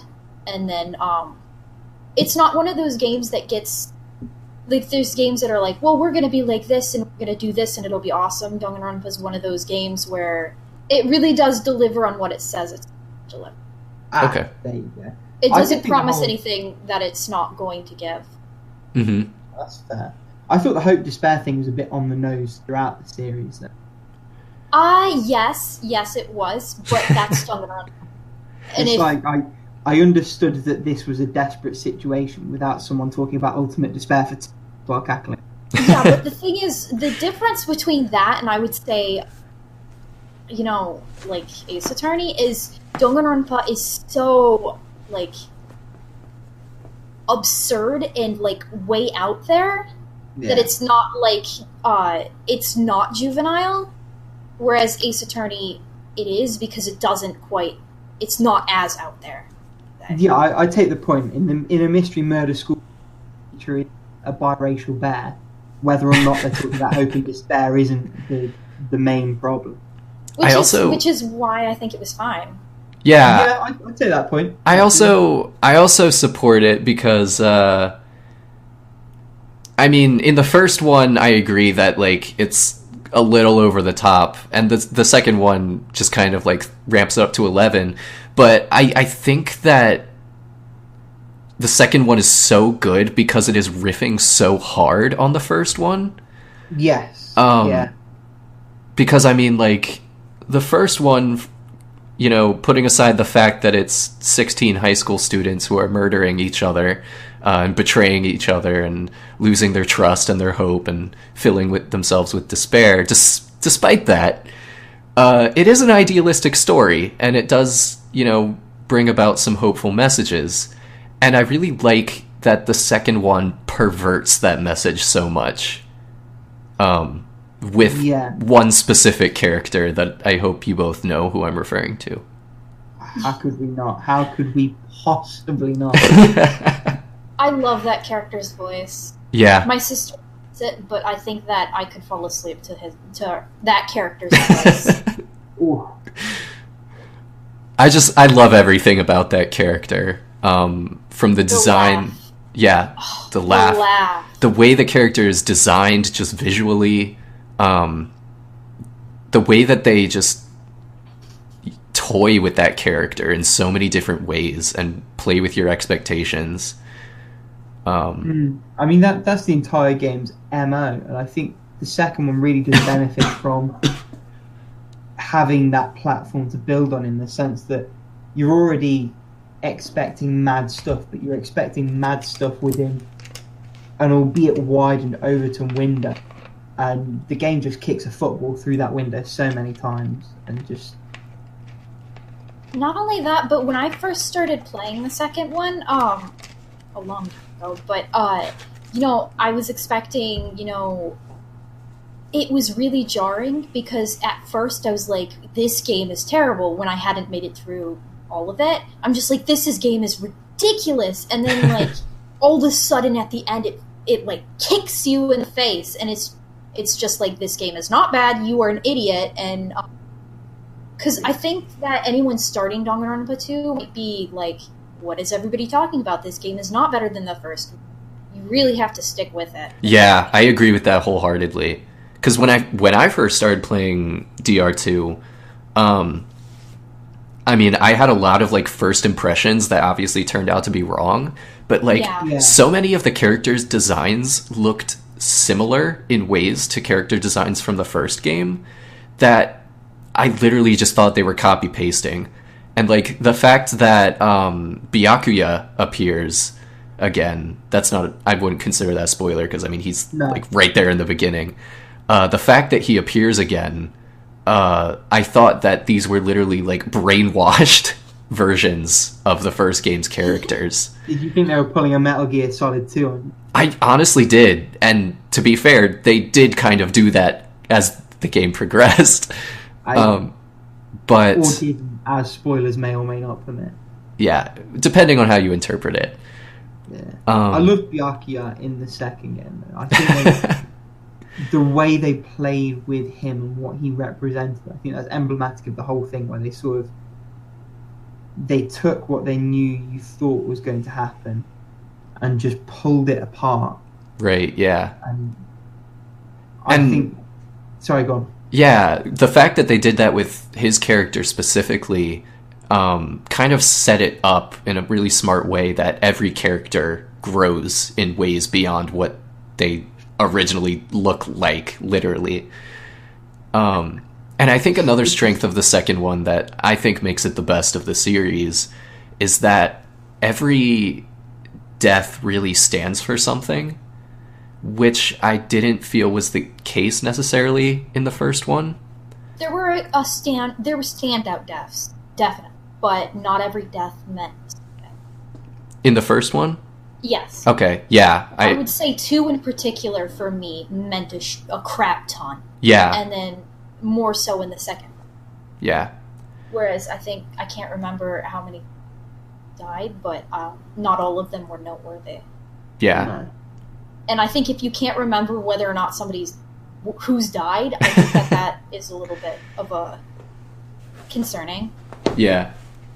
But can we all agree that Ultra Despair Girls trash? You cut out there a little bit. I said, can we all agree that Ultra Despair Girls? Never played it, actually. So. We can agree that Ultra Despair Girls was... trash, but trash. I don't know. My sister, who has played it, said it was not what she was expecting, but she still liked it.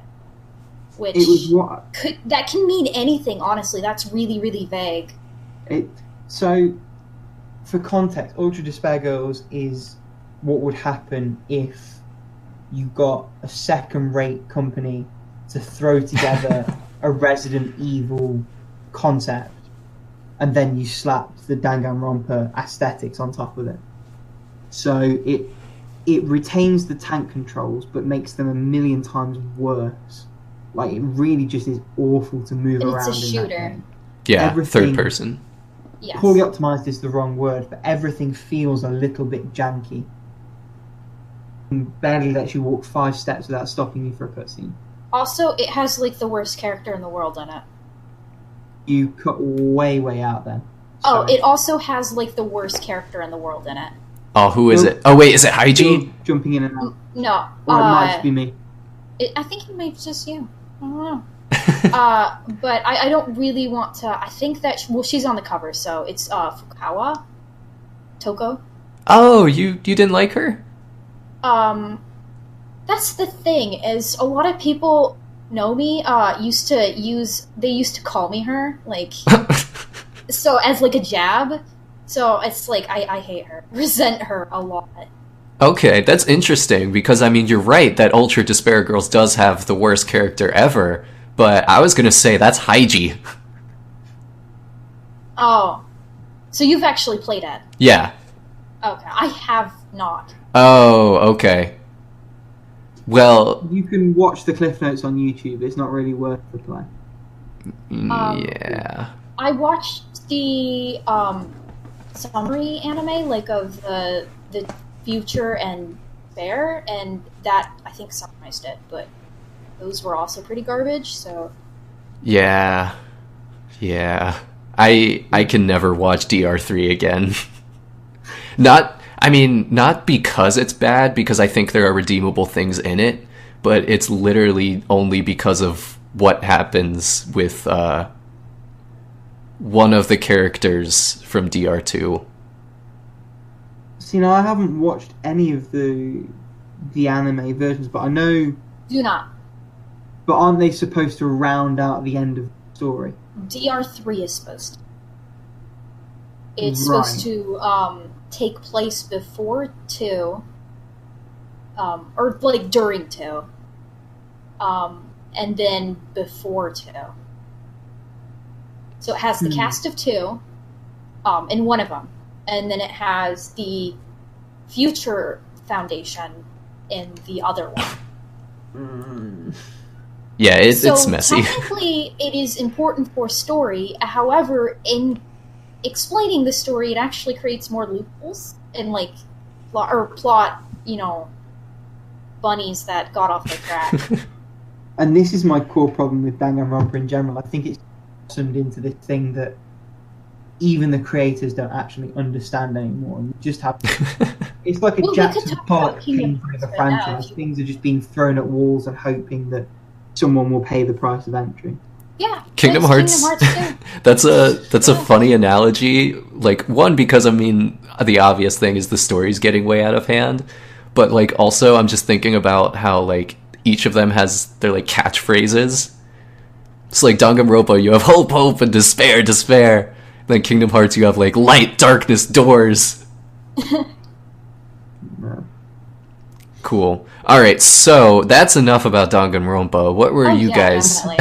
We could do a whole episode on those on their own. What were you guys' favorite games that you played in 2017, regardless of release date? Oh crap, don't make me do this. Do you want to have a think? Because I've already... I don't have my thing ready, no, I don't. That's poor form. Shove it, I didn't know what the question were. No. Oh, Mr. I fell asleep and, Oh, we bringing this in. I Roast have been him. here, Right, present, and So- accounted for every single time. For the listeners who don't know what this beef is all about, we were supposed to be recording this on Wednesday. As we speak, in England it is Monday morning, but technically it's Sunday. When we were supposed to record on Wednesday, I hadn't slept the night before, and as a result fell asleep about an hour before we were supposed to podcast. And then continued to sleep.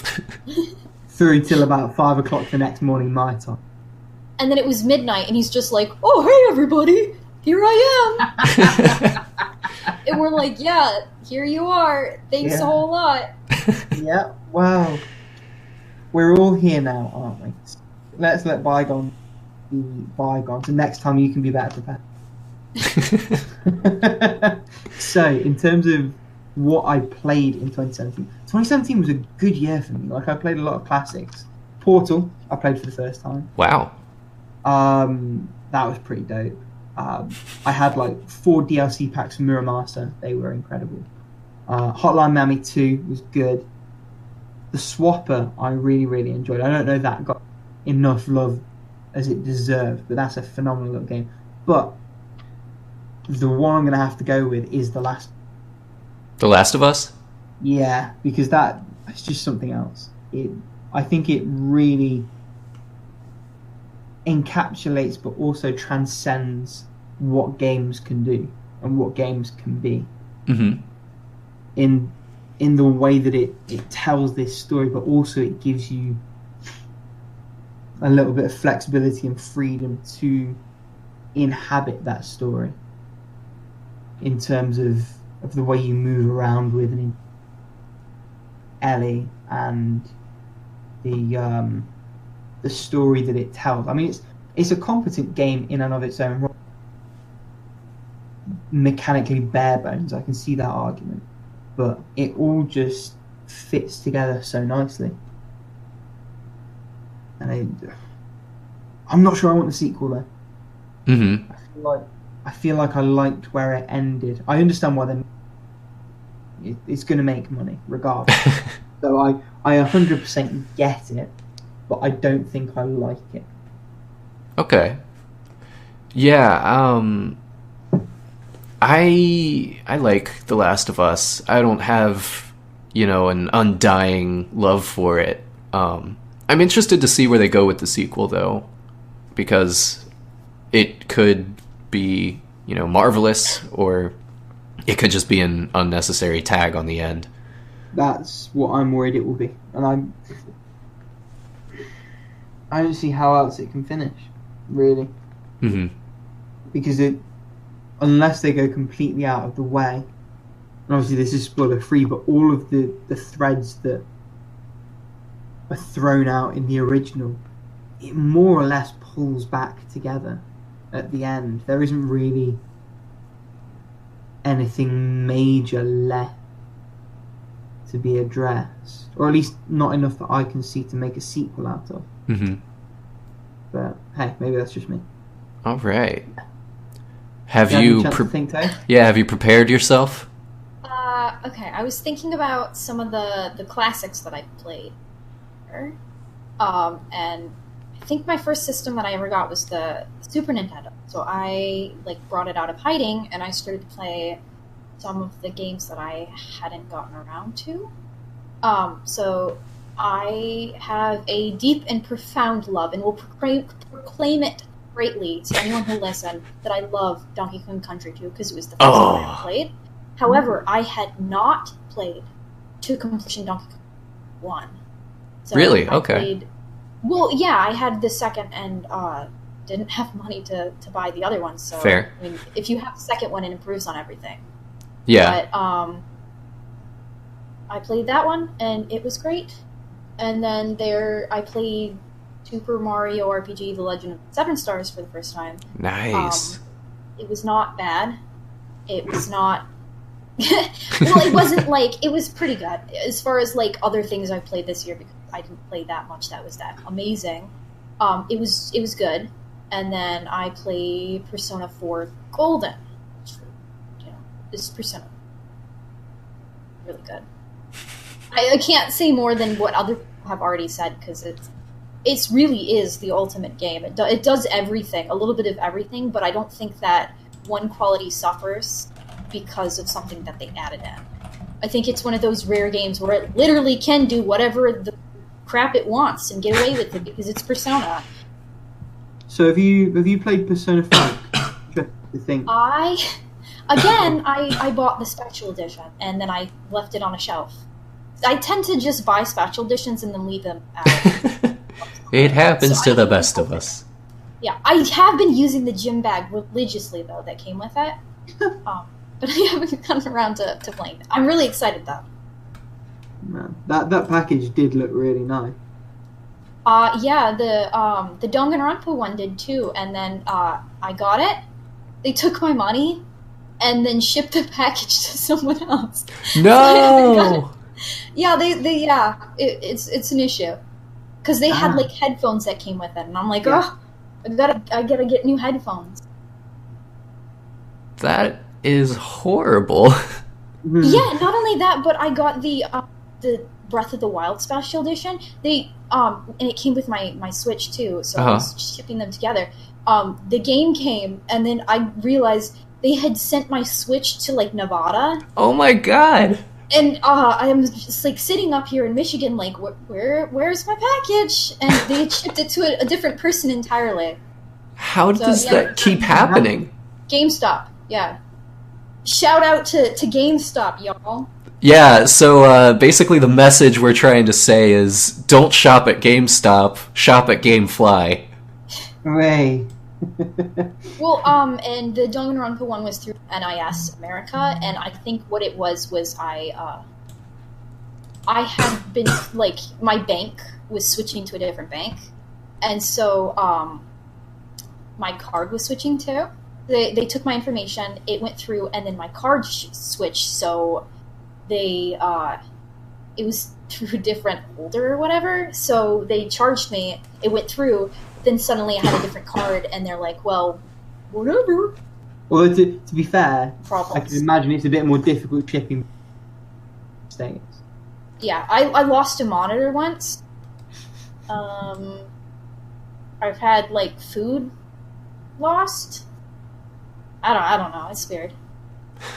Like, you put an address, things just turn up. I've never had to give it any more thought than I can't speak too bad because I know most of the postal workers in Jordan, so I can't be like, oh, I hate them, they're the worst. I don't think it's their fault. Maybe that's why the packages aren't getting to you. They're rerouting things. No, I don't think so. Some awkward conversations to be had once we finish. All right. So, we are already past the 2-hour mark. So for this next question, what 2018 games are we most looking forward to? I think instead of having like a full speech about them, we'll kind of just go around and answer it. So, Rick, what are you looking forward to most? Just before I do, just credit that to Sabekaz. I'm sure I slaughtered that name, but thank you to him or her or Zia for that question. There we go. Proper attribution.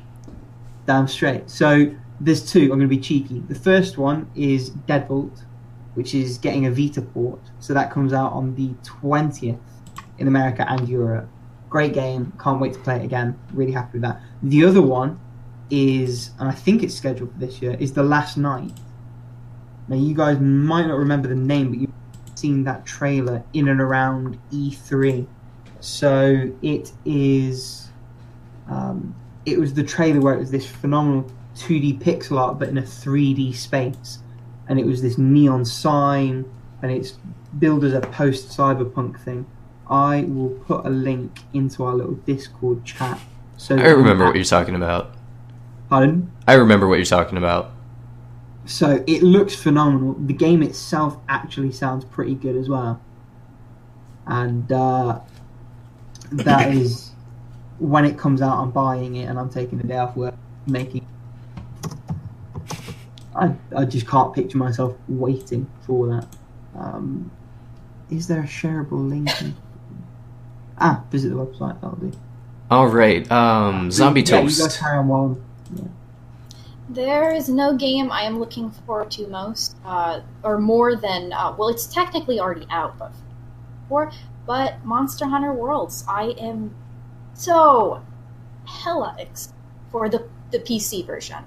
I've been playing it since the beginning. All you people who joined in on this 1 and 3, I see you. Well, no, it's fine. I love the fact that people are playing it more, but it's I've been playing it since the beginning. I love it so much. Awesome. So mine also already came out. That would be Dragon Ball Fighter Z Fighters. I still don't know how to pronounce it, and I've owned the game for like 2 weeks. just call it Fighters. It just seems the most expedient way to do it. But there's a capital Z on the end. I don't know why they would do that, though. Make it deliberately weird to pronounce. I think it's just fighters. And it's like fighters. I mean, let's be honest. Video game developers are never thinking too hard about how difficult it is to pronounce the titles of their games. Just look at Kingdom Hearts. Oh god. 2.8 Final Mix HD Pro Plus Squarespace. Or like, what about some of the Final Fantasy games too? Like, is it Theat Rhythm? Is it Theater Rhythm? Is it Theat Rhythm? Who? I don't know. Who's to say? Somebody will say. All right. So cool. Glad we now know that 2 of the games that we are most looking forward to in 2018 have already come out. That's a little bit of an anticlimax, isn't it? Well, I mean, mine I'm still waiting for. True. The PC version. So we like halfway peak. I'm the sole offender then. Yes, most definitely. All right, so that will about round it out for the first episode of the How Long to Beat podcast. It is going to be a bi-weekly podcast every 2 weeks. Hopefully in the future we will not be going over 2 hours by at least too much of a margin. But I hope so, because it is, just for context, 1:30. Yes, we do want Rick to sleep from time to time. We want Rick to sleep, but we don't want him to sleep during the time we're supposed to be recording. Yeah. Are you kidding me? We need to teach him a lesson. Keep him. Can you repeat the lesson, because you cut out? We need to keep him awake forever now, because it's his lesson. Ooh. I tried to do that. That's why I ended up falling asleep. That was the problem. That was the central issue. All right. Any final thoughts from the other 2 hosts?